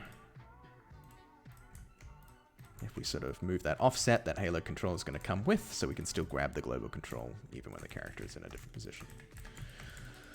Okay.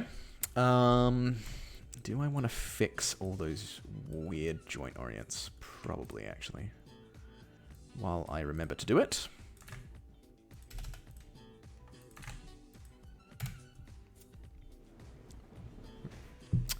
Doing pretty good, Marin. We got basic skin clusters in there just for testing out the posing and everything.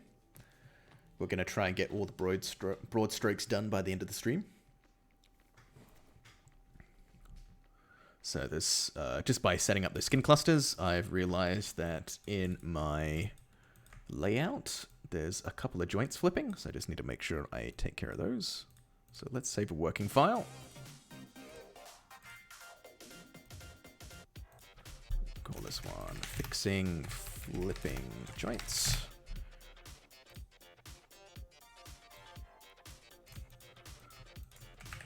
Because I believe we should be able to see, like once we start selecting some of these joints, we can see, that one's now not following the same orientation. It's flipping out. And that's because this control is below where it should be, and it's messing with the up vectors. So we can select the joint and match, I think. Yeah, there we go. And now it works out. Actually, we could probably do that for all of these. Let's do, can we do that? Yeah, that's a good way of just making sure they all sync up. So you can see this one's facing down. And now it's facing up. Just the up vector's been fixed. Something I always forget.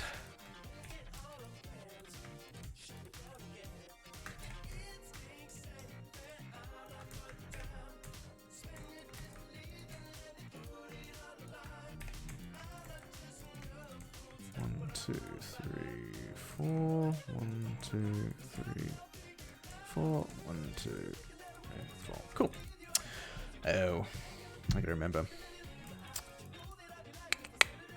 I can only mirror certain controls. Because of that. Actually, I guess we just do that manually again. Cool.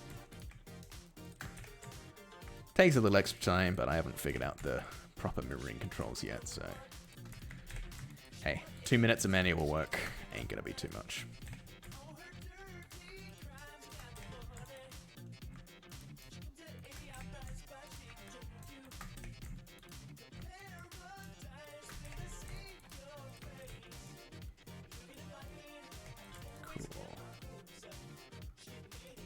Up. Let's make sure that's saved. Oh, we gotta do the arms as well. Same thing.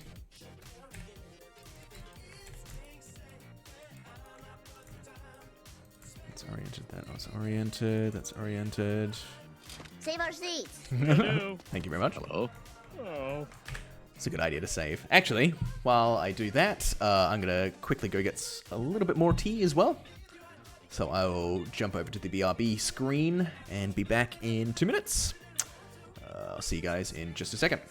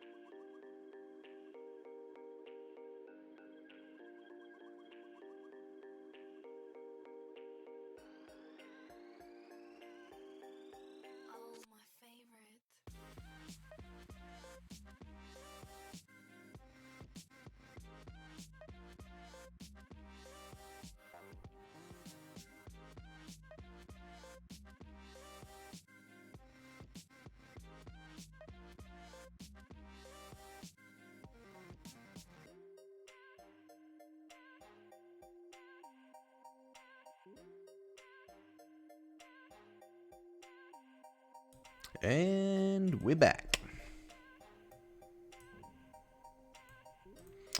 Where were we?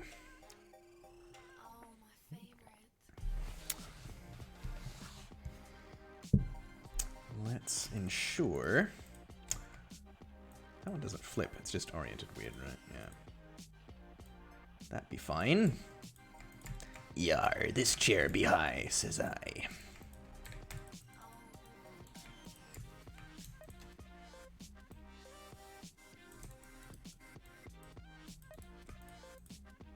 He's not keyed? Huh. Oh, yeah, I guess that makes sense. I probably didn't pay attention to that last time. Match control to joint position. Now these should be all oriented. Nice. Ooh, they will flip out, but it'll go fine when it's in those two. Yeah, sweet. Sweet. Okay, I think with that, let's save that, and let's do an extract of the joints. Well, actually, no. Before we do that, let's do a save of the new joint data and make sure that we can reuse it.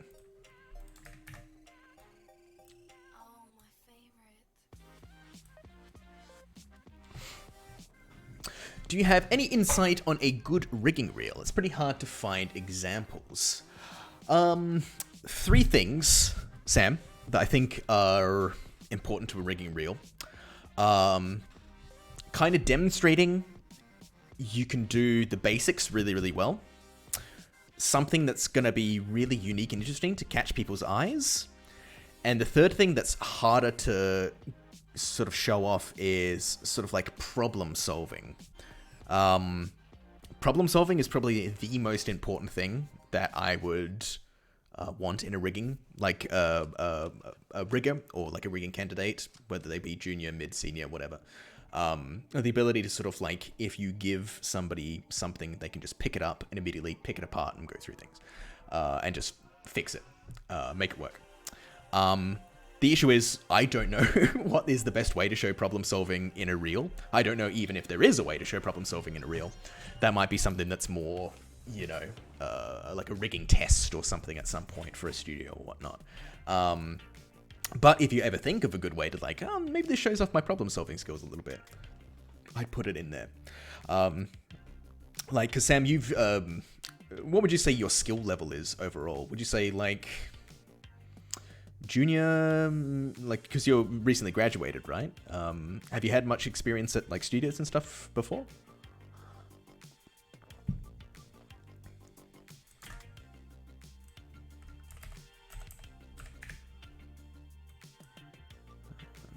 Let's save that. That's good.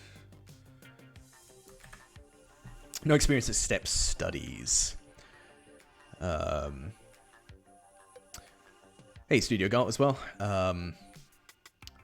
Yeah, go for it, Jesse, if you want to show your reel. Yeah, because like the thing is generally if you're going to be a junior at a studio, what you're most likely going to be doing is digi-doubles. Whether that be for like a film or if you're going into games, you're probably going to be skinning up very basic characters or props. Props are the other things. So generally, you probably want to show that in your reel. Not in depth, you just want to show, like, if you've got a digi-double, slap some motion capture on that thing to show it can do a full workout or whatever. You're showing off your deformation, you show you've got a good rig and everything, and it just, like, they instantly know, okay, this dude, he knows what's up. You've got all the animation and everything taken care of. Because you can get some mocap out there for free, which, like, demonstrates all this stuff, so it's good to just, you know, slap it on there, show off your deformation, show off your rig. Yeah, and then it's like other more interesting things, like what's something that maybe you don't see a rig out there of too often? You know, is there a way I could maybe rig that? Like some people have done things like book rigs before, or like keyboards, like typing keyboards and stuff, or typewriters and stuff. Things that like that in a way kind of shows you, oh, they probably have some kind of problem solving skills because I myself might not know how to do that initially. I might have a vague idea, but like this person's clearly thought about it. Yeah, because like everybody has seen a human biped waggle every single control reel before. And that's fine, but that's the kind of stuff that I'd normally shut off. Like, You can still have a digidouble in your reel, I just make it more interesting to see. Like, you don't need to see, like, IK foot swapping and everything, because that's sort of, like, implied to be there by default on every sort of character that you work on. So, yeah, finding ways to make things more interesting. Marin, if she's still in chat, she did a really cool quadruped rig for her reel, which was really, really cool. And quads are, quads are inherently quite difficult when you're quite new to rigging and stuff, or, like, quite... not as mid or senior or whatnot. So that's, quads and interesting animals are cool to put in as well. Rig a flag. Yeah, flag would be interesting for sure. Especially if you could combine it with, it's like a simulation rig, Have it animated, but then you can press a button and it simulates it to end cloth, and then you can tweak stuff afterwards and stuff. Something like that would be great. So you can do technical animation as well as rigging and things, Yeah, you want to find a way to sort of, like, differentiate yourself from the crowd a little bit.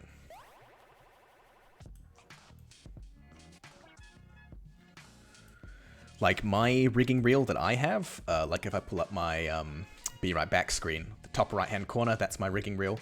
Like, basically, it's just me going through all of an ordinary square. Whoa, slow down, egghead. Basically, I've just got, like, all my interesting creatures in my reel now. I think I've got, like, the Demon Bear, I've got Goro, Swiper, and I think I've taken most of my digidoubles out. Just because, like, again, as someone who's got more senior experience, like, they expect me to know how to do a digidouble. I don't really need to show it off. Although I think I've got, like, the Parademon from, I guess Goro counts as a biped as well, but he's got 4 arms instead, so that sort of separates him from the crowd a little bit, right? Yeah, I'm trying to build up my personal reel so I can show off a bit more of, like, the building of my rigs and stuff, rather than just, like, oh, here's a film rig. What am I doing?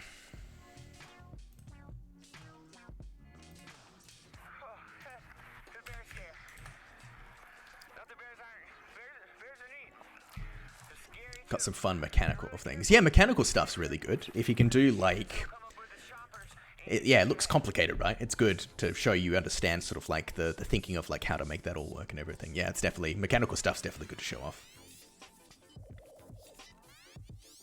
Yeah, and focus on your strongest elements as well. Like, don't jam-pack reels. If you can jam-pack it with quality, do that, but...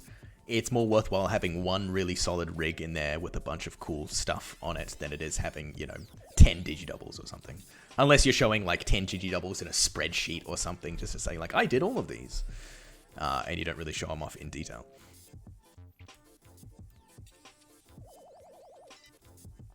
Let me do a build now. Let's see if this goes through. I will look at your reel afterwards, Jesse. So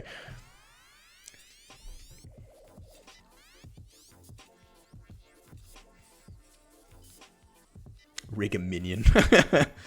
I mean, hey, if you wanted to work for, like, Illumination or whatever, like, having a minion rigged in your reel would be certainly one way of showing off to them. I think people who go to, like, Blizzard and stuff, I think sometimes they do, like, Orc, or maybe more for, like, modelers and things, but I've seen people post on LinkedIn how they did, like, orcs and stuff to sort of show off their portfolio to Blizzard and say, hey, I can work on Warcraft or whatnot,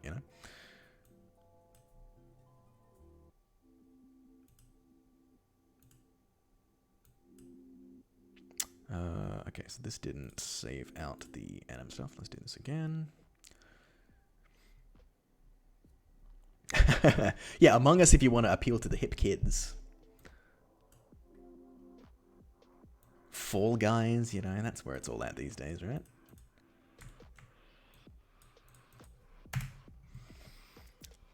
You could rig Among Us the Pokemon, who I caught the other day. Special defense wall.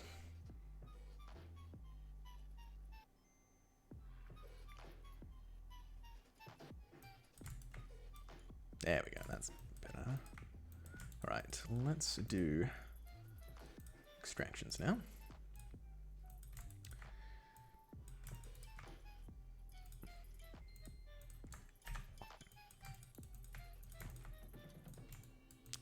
T-pose. I'm gonna have to change this song because it's annoying me.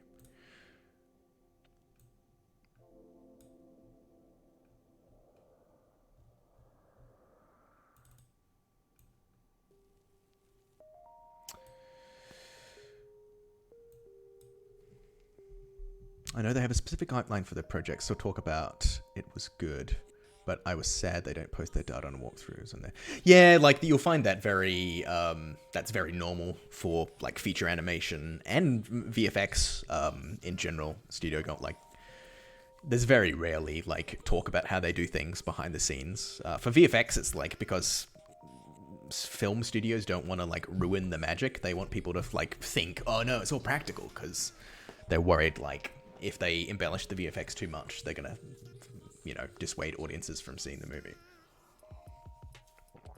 Which is why, another reason I don't like working in film, because all the work that I did, I can't show off how we did it, you know? I can just put it in my showreel and like, yeah, I did that character. Wish I could show you all the cool stuff we did behind it, but unfortunately cannot. That's why I like doing my own stuff. Because I can show you guys all of this, and you can learn from it as well at the same time.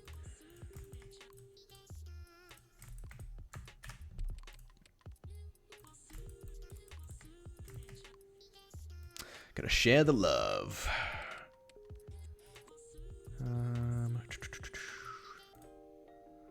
Alright, so fixed flippin' joints. Okay. We got that. And let's update to number 3. And see how this goes.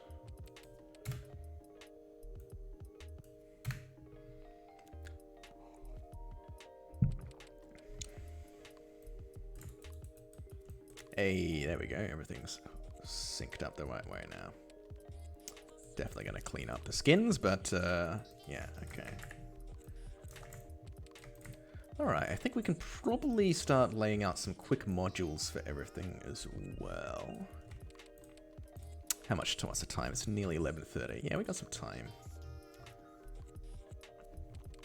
So, I want to build one control for the body and the cog. We need FKs for the mandibles. Oh, actually, no, we can probably do FK and IK. We need arm setup for the arms, and then insect legs for all these as well. And maybe some eye stuff. Okay. I think in biped arms, I've got some stuff in here, right? Cog. Yeah, that's single control layer. Yes, it is. Actually, yeah, we can take all that.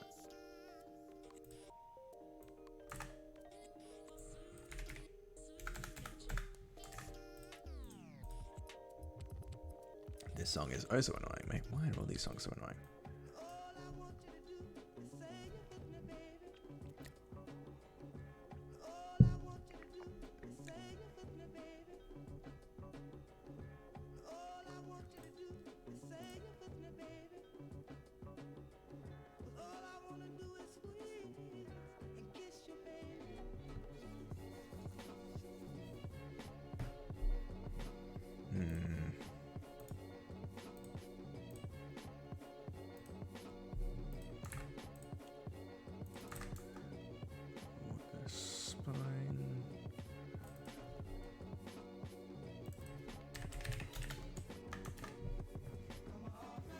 Cog.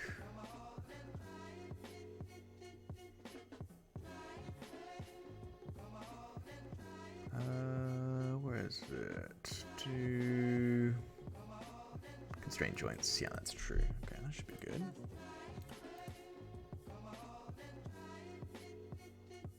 Cog.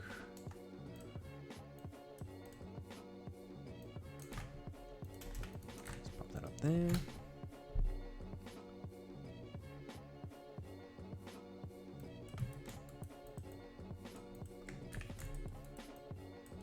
Oof, why is that so tiny?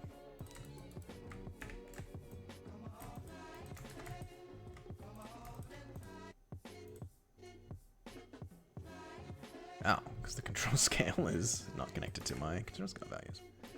That'll be why. Really simple problem. And let's change that from yellow. Let's go green. Because green is my cog color. Let's pop in some arms,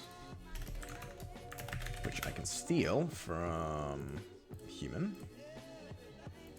because that's probably the most up to date.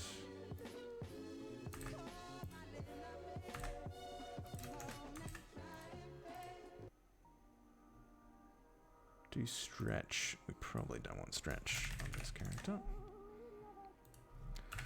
Change that. Cog module, let's do that. It's going to be the driver. So we've got the manipulator module and the manipulator transform. And we want that to be not chest, we call that body. What do we want? Oh, I'd probably call it cog. This might be easier.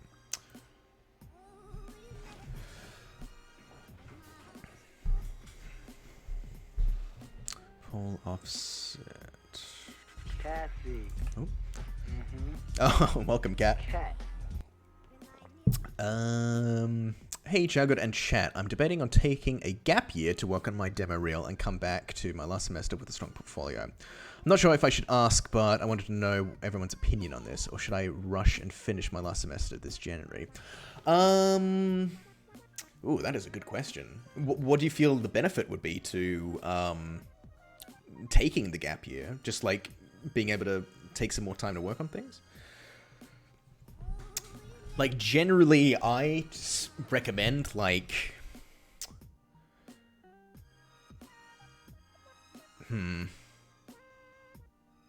If you can get paid to learn, I find that's better than just learning without... just learning on your own time sort of thing, right? So... say, like, there might be two ways of thinking about it, right? Like, in that gap year, you could maybe find a job or something in the industry and learn by doing. And because you'd be in the industry, you'd be getting paid for it as well, so you're sort of being paid to learn.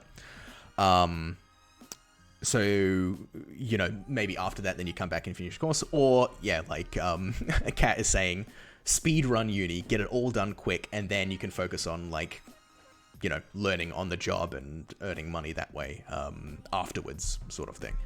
But definitely, I say to people, like, you know, who go for their masters or things like that, you got to think, like, is the masters you're doing, like, gonna really help you in any way? I know, like, it can be useful for, like, finding jobs overseas, but it's like, you could do your masters, or, you know, you could work full-time at a company and learn their pipeline and get experience learning from seniors and things like that. There's pros and cons to everything, but generally, like, I feel, yeah, getting that experience, earning money at the same time is the best way to go. My personal preference, anyway.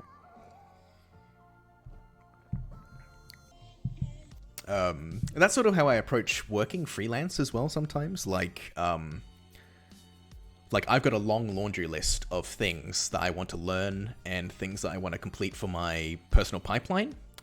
And if I take on jobs that, like, happen to have something that requires that thing being built, and it's like, oh, it works out for me and it works out for the company that I'm doing the rig for as well, right?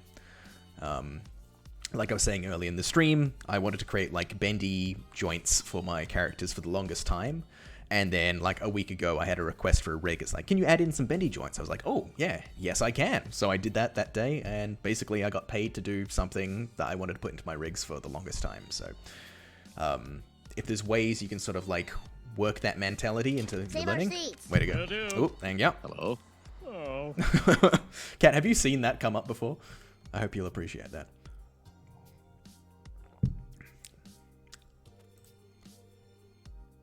Why would they come to our concert just to boo us? Thank you very Hentai dude. Hell yes. Thank you very much for the follow. Now that's my kind of guy.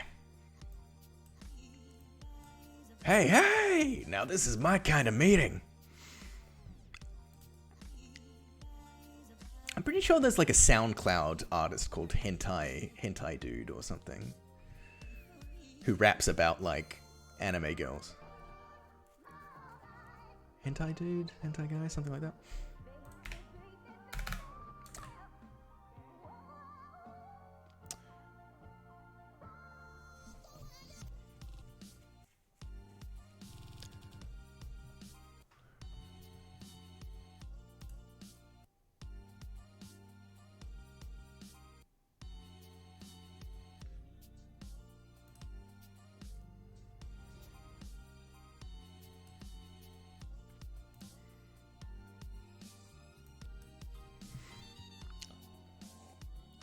Oh, a control wiggle check. That is basically what I tell people not to do in their show reels, is wiggle controls around when you grab a control and like wiggle it around to make sure that it works or everything, which we don't really have in this rig just yet.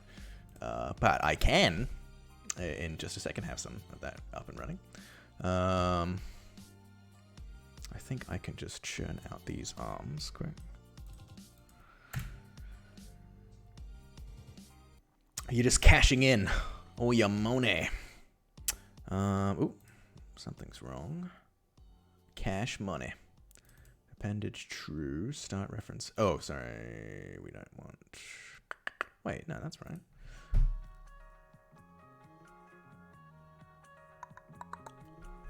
Why is it erroring?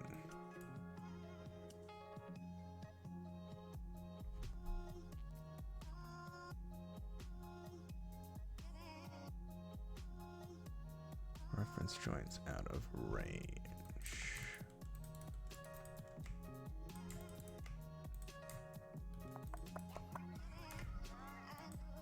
Oh. Hold on 1 second.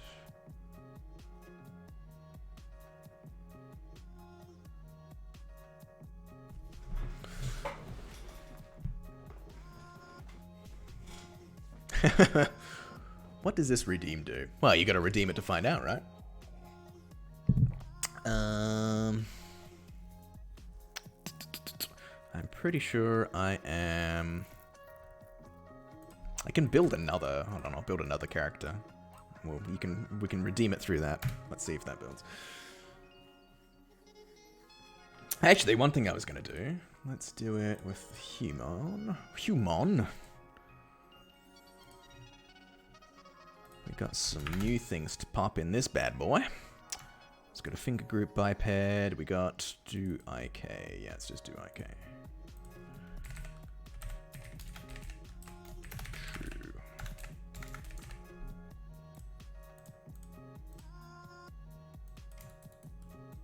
Got that. Let me do rebuild one more time.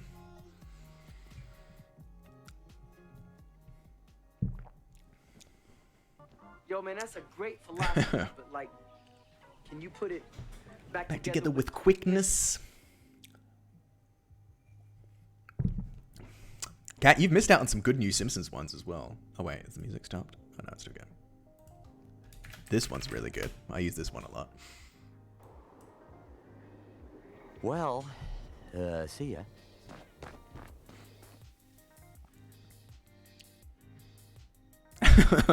We got... Now, boys and girls, who knows what this is? Triangle. Okay. So, control wiggle test, Cat, is when we grab a control and we wiggle it just to make sure that everything works. Like, what you can do is you can grab the pelvis. This is always a good one, where people like go, ooh, boom, chicka, boom, chicka, boom, chicka, chicka. Actually, you can do the... We can change the pivot to the mid. And then we can do that. Do. What's that, like, weird... There's, like, some TikTok trend or whatever, where they... It's like some anime thing. Where they, like, swivel their hips or whatever. I can basically do that with the rig. Do it. Fantastic. Studio Gult, like...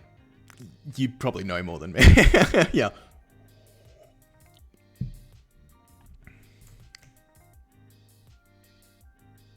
Maybe it's just me because I'm barely not experienced rigger, but watching the Maya scripts window just scares me. Basically, all I'm doing with that hentai dude is I've got a bunch of build scripts that I'm referencing and just building an entire character through all of those scripts. Yeah, that's when non-riggers' eyes glaze over and they're like, why can't he get to the interesting stuff?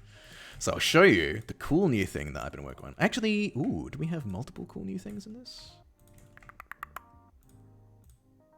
Yeah, we do. Actually, do I have stretch as well? Oh, yes. Lots and lots of new fantastic stuff.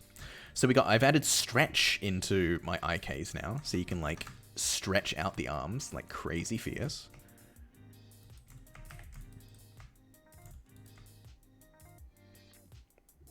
Remind me of that old video with the mannequin walking through empty places and just jiggling. Oh, you mean, what was it? Going for a walk or something? Going to the store? Yeah, it's like basically glitch central, and a bunch of films have like ripped that off, like wholesale. Going, yeah, that's it, yeah. So we can have creepy, like, long arms on these characters now. We can also turn on the auto stretch, so when it goes beyond the IK, it stretches out to keep going. So can have like super stretchy arms. These diamond things in here are bendy controls.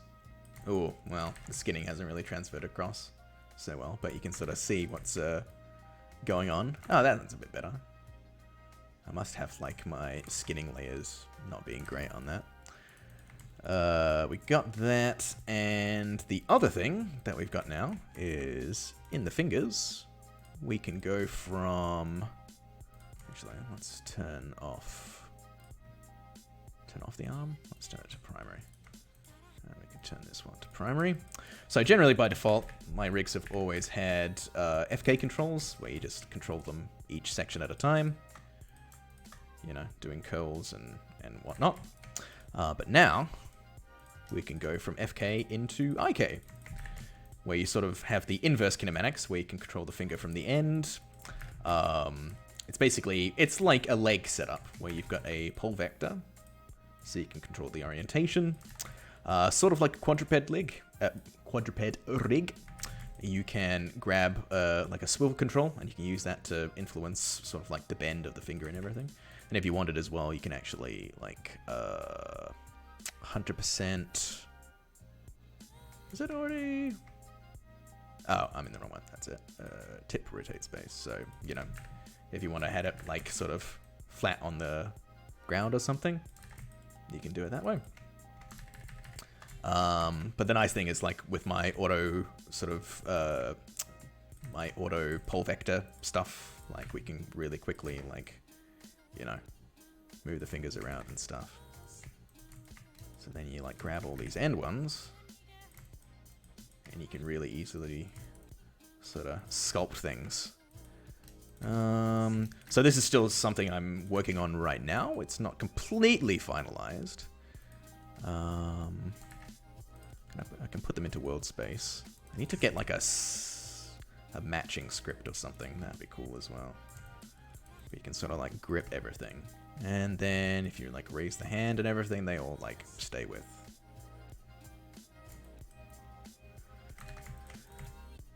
So yeah, one of the new things.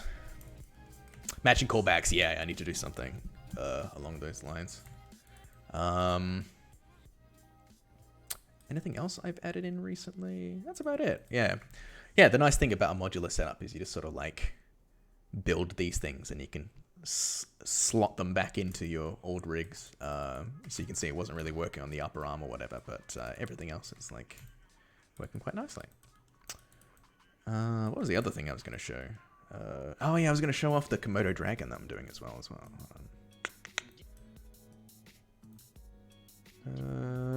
Where did he go? I need to... Sit up straight, eyes forward, no talking. Is that gum? Is that gum? Is that gum? Oh, yeah. Water everywhere. You're just redeeming all of the good Simpsons ones. I actually do need to get more water. Thank you, Cat. You're keeping an eye on me.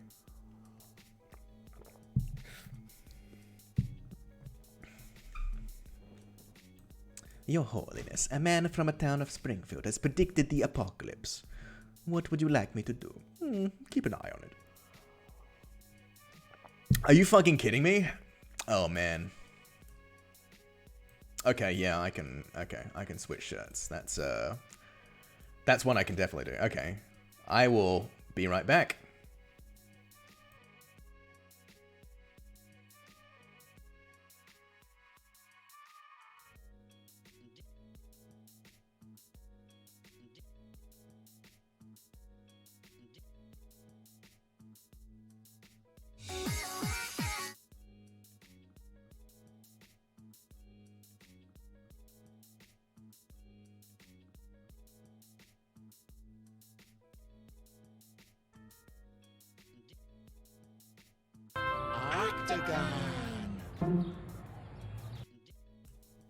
Here is an ordinary square. Whoa, whoa, slow down, egghead.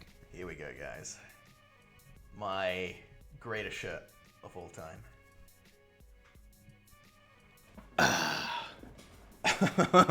I normally wear this one when I'm like exercising. So it's Natalie Imbruglia's Torn, but in the Corn typeface, that Corn font. It's the, yeah, I want to be buried in this shirt, basically. I've got some other redeems, like I got redeems for like wearing a hat and things like that. Damn, son, where'd you find this?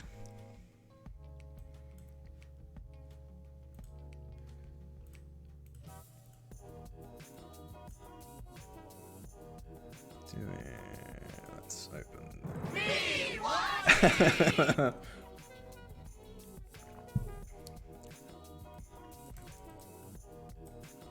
This is the Komodo that I'm working on. So you may remember a few weeks back, we symmetrized,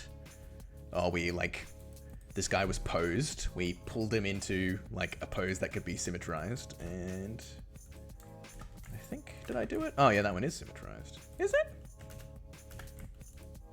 Oh yeah, it is. Is it? Feels like it's not. Am I crazy? I think the rotations of stuff is... Oh yeah, it is symmetrical. Why am I don't know. Something's making my mind think that it's not. But yeah. I have started to retopologize it so you can sort of see what's going on. Low resolution. Keeping octagons for everything. Octagons going around the arms for around the body. Thank you, I was waiting for that. Thank you very much. That's basically why I have those shape things in there, so anytime I talk about triangles, squares, or octagons, you can say that. Have you not seen the Jack Black octagon thing before? Elmo and Jack Black talking about octagon? 8 awesome angles? And 8 fantastic sides? Now, boys and girls. Who knows what this is? Triangle. Wait, but oh, why is it an octagon in terms of modeling? Octagons are really good for like, they're a good middle ground for maintaining enough detail, but you can also easily like subdivide up and down with them and branch into other sort of shapes. Yeah, like, you can sort of see here where I'm like, I start with an octagon around here and then I'm branching off this way, I branch off that way, and I can sort of like merge between things. So yeah, volume, like Jesse's saying, it's good for volume, but also good for sort of like combining with other shapes. So you can see like up in the head here, this one's subdivided a fair few times, but I'd be able, like if I was to subdivide this one, smooth that once, you can see now all these ones would hook up and I can like start merging those vertices together. And it sort of has this nice smooth volume to it. Same thing with like going down to the fingery area down here. Same thing. You want to sort of like have good subdivisions between them and merging, but I'm still going on the fingers a bit. Like it's a bit tricky, that area. Words of wisdom. Drop that zero, get with a hero. I need to have some more shit movie things. The Room quotes would be good. What a story, Mark.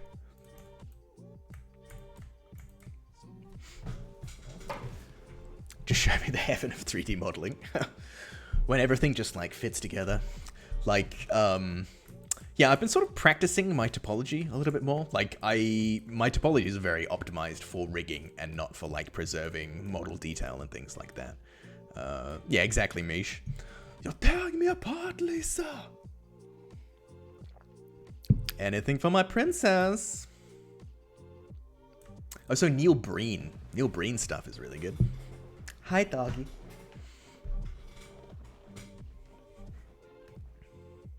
Really hope Mad Heidi will show in Australia too, but probably not. Is that getting a theatrical release? Or is that like a direct streaming one, Sam? Man, I've gotten completely sidetracked from all my crab stuff.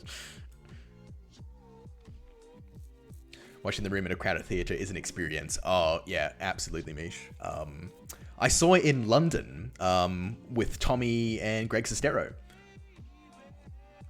They were both there. It was incredibly awkward when Tommy was speaking, but yeah, a great experience nonetheless. I think I've got... hold on, I'll pull up. I've got a photo of me and Tommy. Let's see if I can find it. It's on my Instagram.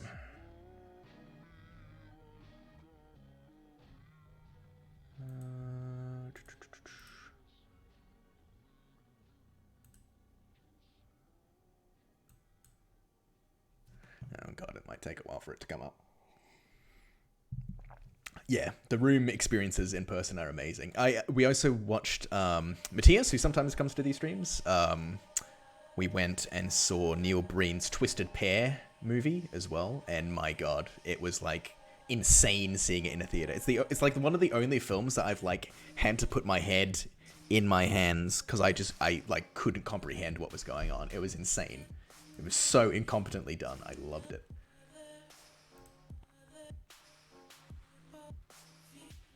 Oh man. Why doesn't Instagram load on my PC? Oh, there we go. Okay.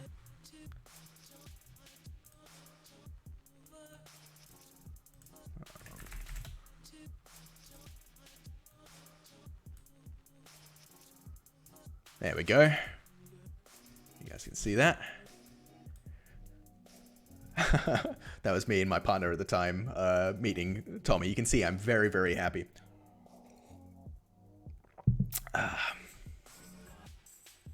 Tommy's he's exactly like he is in real life as well. Fantastic experience. Yeah, actually, I might have to bugger off as well, guys. Thank you for coming, though. You get the traditional see ya. Well, see ya.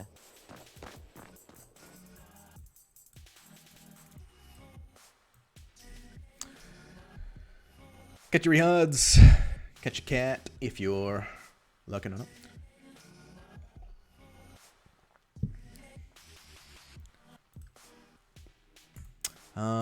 Yeah, what am I? What's the time here? It's like 5 to thingy. Do I want to do any more? There was that issue with the hand. Sorry, let me just quickly reassess. We got arms. Hold on. I might just try and pop in the legs quickly. And we'll come back to the arms. I know what's going on there. Basically, it's like it's reading too many joints in the chain, and I need to fix the method of finding that. So let me just quickly for the legs. I'm going to do for side in left right, for letter in ABC.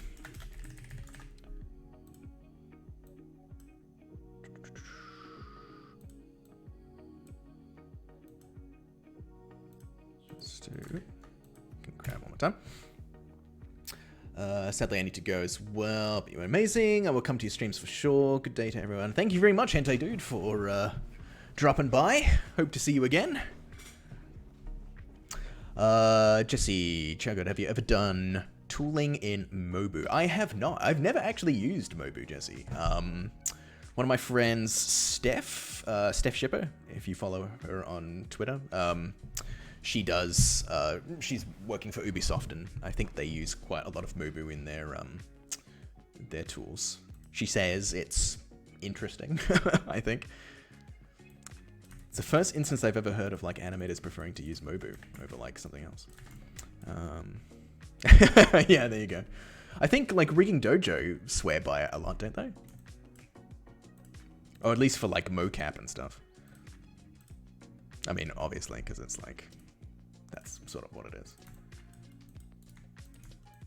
And they want a lot of functionality for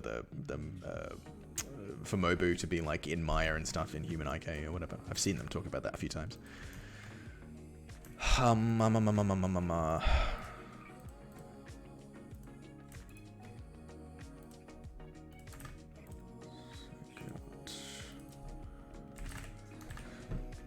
What have I used? Where's my old crab? Spider crab. Do I have... Oh yeah, that's insect leg.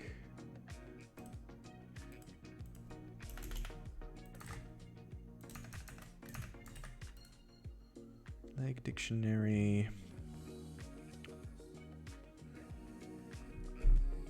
Ooh, remember, did I set this up?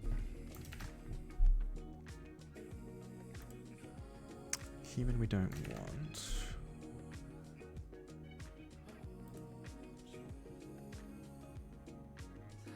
How did I set this up? Okay, yeah, it just wants the first one to be the clavicle. That's fine then. Joint leg A, clavicle 0. Leg letter. Do clavicle, we want that to be true. Do appendage false. Do control at end true. That's no longer relevant. RP. Yeah, I think this should work. Let's give this a go. It's a good piece of software, albeit a bit old, but the tooling scripting is atrocious. Yeah, like there's basically no documentation, right? Or if like the documentation is like you do a rigging dojo course and they teach you how to do it, sort of thing, right? Yeah, it'd be good if there was like sort of a more of an archive of that kind of thing, because it's sort of the same with like Maya's API and everything. Like there's a few good tutorials out there, like Chad Vernon's stuff and what's his face? Why am I blanking on his name? I recommend his stuff all the time. Chris Zerbrigg, that's it. Yeah, they've got like all their stuff which goes through, not like documentation or whatever, but goes through some of the more important stuff to like API and things like that in Maya. It'd be good if there was something out there for like Mobu as well. But I'm guessing Rigging Dojo has something like that. Sick. Here we go. Crab legs working. Actually, you guys can probably sort of see how these function in a very similar way to the IK fingers, where you have a control at the end, which sort of automates everything. You've got these swivelly controls, which can do things, and you've got an automated pull vector,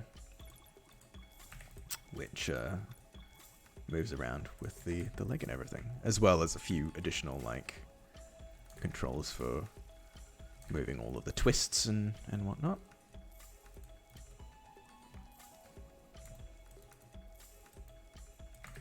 Okay, well we know that's working.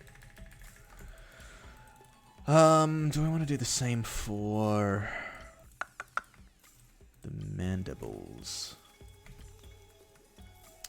Yeah, IK might be useful, honestly.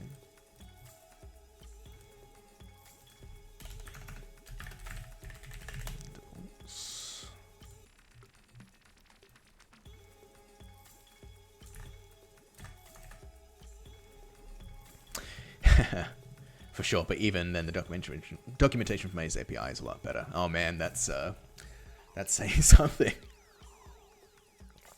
It's finally moving Mish.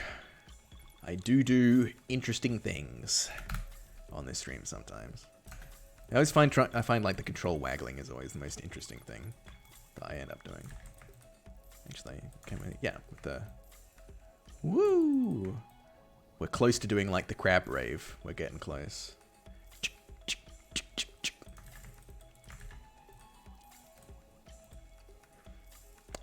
So let's get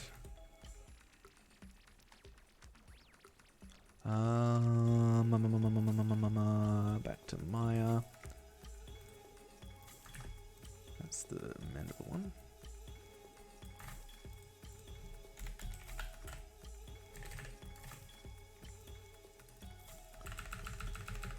This is mandible A.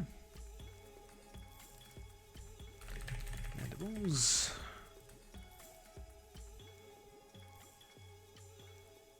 So I think that could just be M. Do clavicle, that can be false. Do appendage, false. Controller end, yep. RP is fine. That's all attached.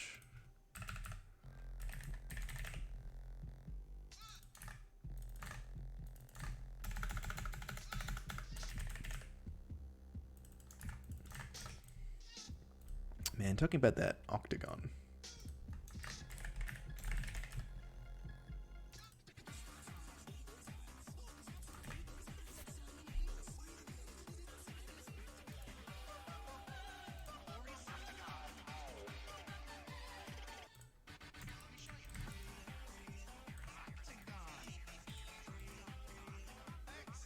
Let's do this.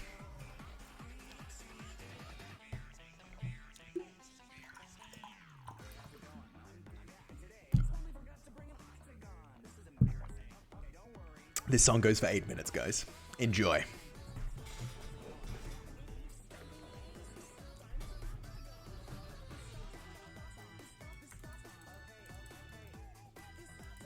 How, Elmo, how?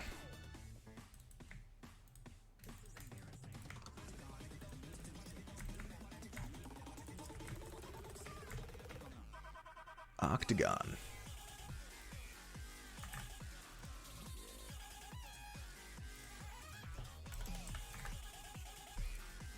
Alright, we need to change this to FK by default.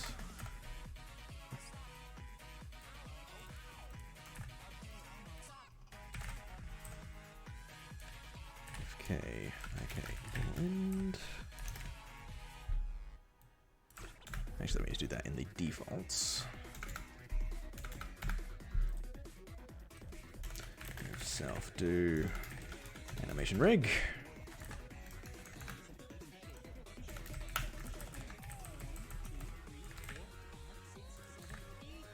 8 hard ankles. No, floor slide in.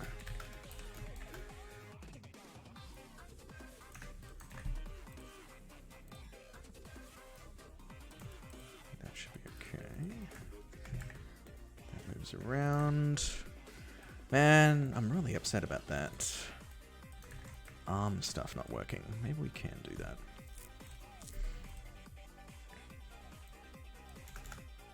How much time we got? It's just after 12. Can maybe get it working.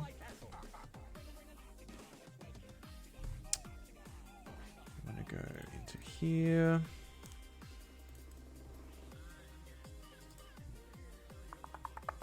How do I do it?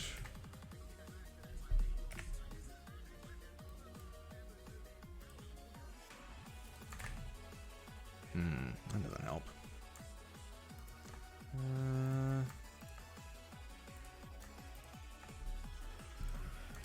What is it? It is get all in first chain below. That's what I want.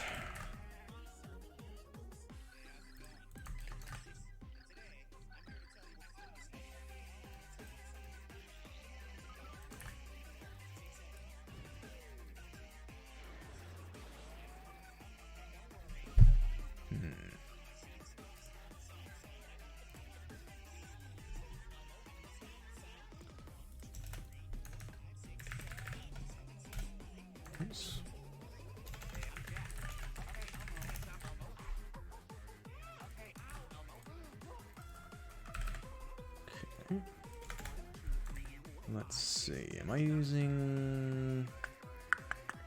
Yeah, I think that should be alright. Will this work now? Let's find out. That's not a fair question.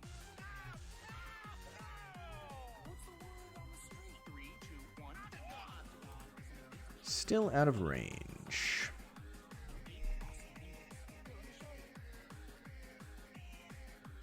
Oh, am I reloading?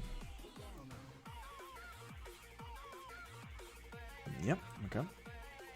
Should work.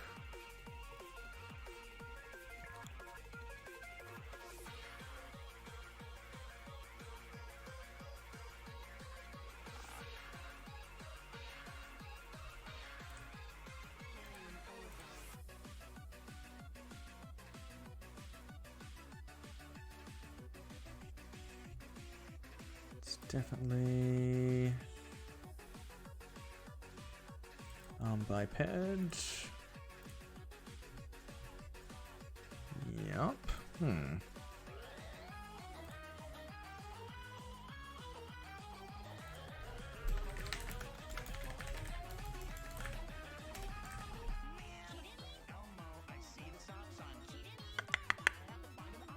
Oh, number of joints and limb. That should be fine. What is going on?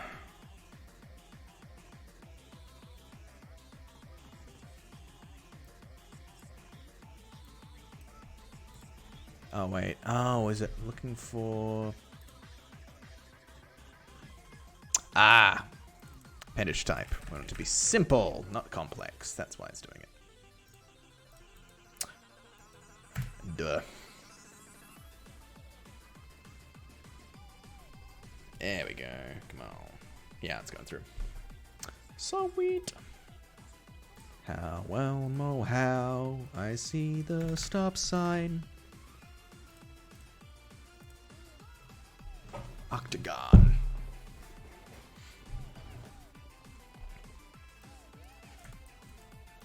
Lucky dink. Oh boy. Oh yeah, the auto stuff is going to be messed up. How about I just fix it by swapping over to FK. Yeah, and then it follows along. Great. And we need to do one for each of those.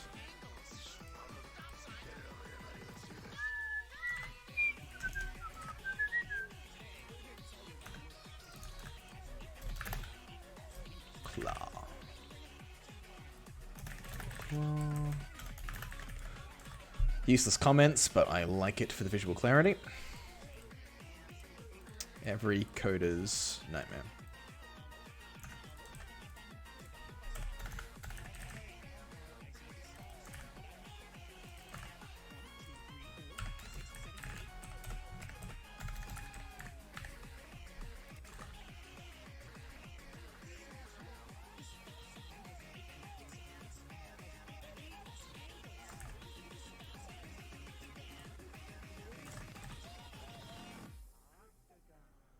Oof.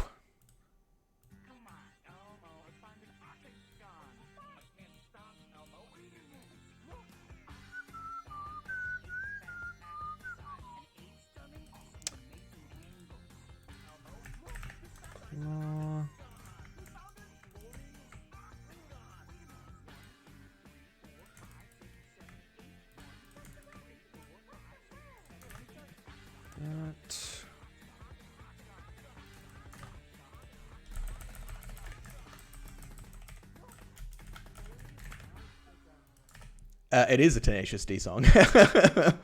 So basically, there was like a Sesame Street video. That's the one when you go exclamation octagon in my chat. That's what it's from. Like Octagon. Elmo and Jack Black talking about octagons. For some reason, it became very popular on like SoundCloud, YouTube Poop, and what do you call it? What's the Japanese Niku Niku Doga? Where they like remix these things into like huge songscapes and everything. For some reason, they really like the Elmo one. So that is an 8-minute song of like weird like Jack Black callbacks and stuff to like Tenacious D and everything, but with sound clips from the Octagon video. I need to put on something for the end. Let's go Desired. Desired's always good. I am nearly done, folks. I'm just trying to get a few last things tidied up. That can be a cube. That can be none. It'll pick up Normally, world, that's fine. Don't need all that. The driver, we need it to be the appendage. Oh, I guess hand. Don't need appendage. It's an arm. And I can probably steal...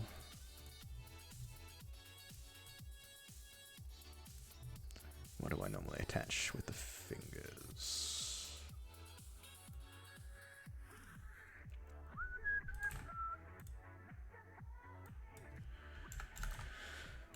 I think it's gonna be...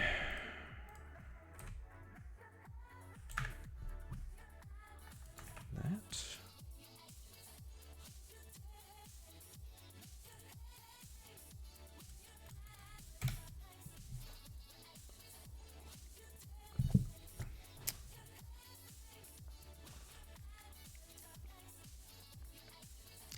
So basically what I'm doing now is I'm just building a single control on the claw and trying to parent it to the blend output of the arm.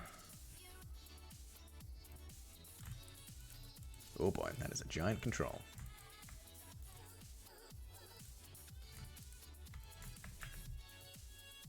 That's moving. Seems to be working. Cool. And same on this side. Yeah, okay. Let's scale those controls way down. And...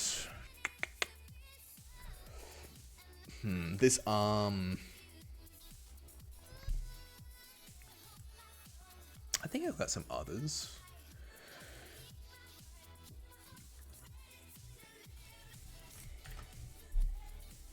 Biped animal component? I think that one might work better.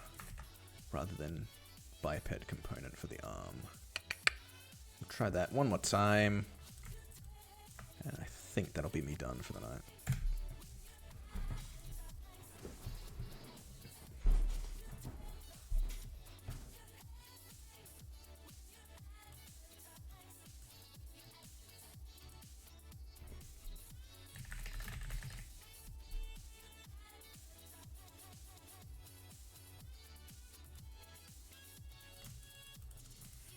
I think that should hopefully fix the auto IK. Nope. What I'm going to need to do is I'm going to need to build a custom... Oh yeah, no, this is going to be completely wrong actually. Because the arm's got a really weird orient. Why is that actually not following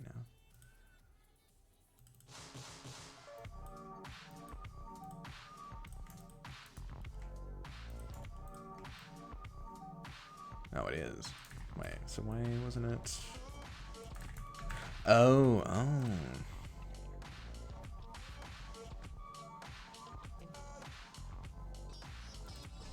Oh, this is interesting.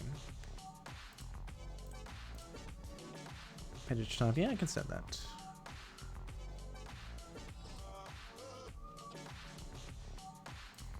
But for whatever reason...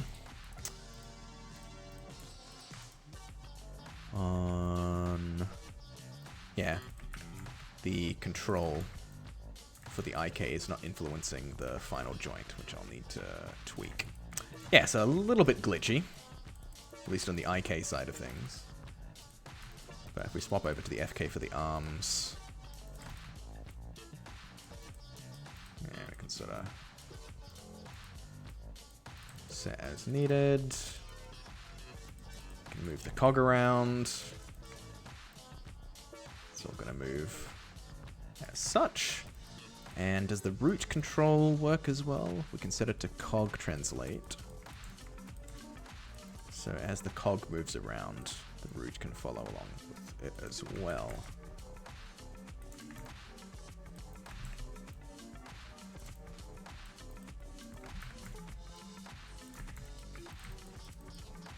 Lovely. Okay, I think we're in a pretty good place on everything. Just like the broad strokes being integrated in there.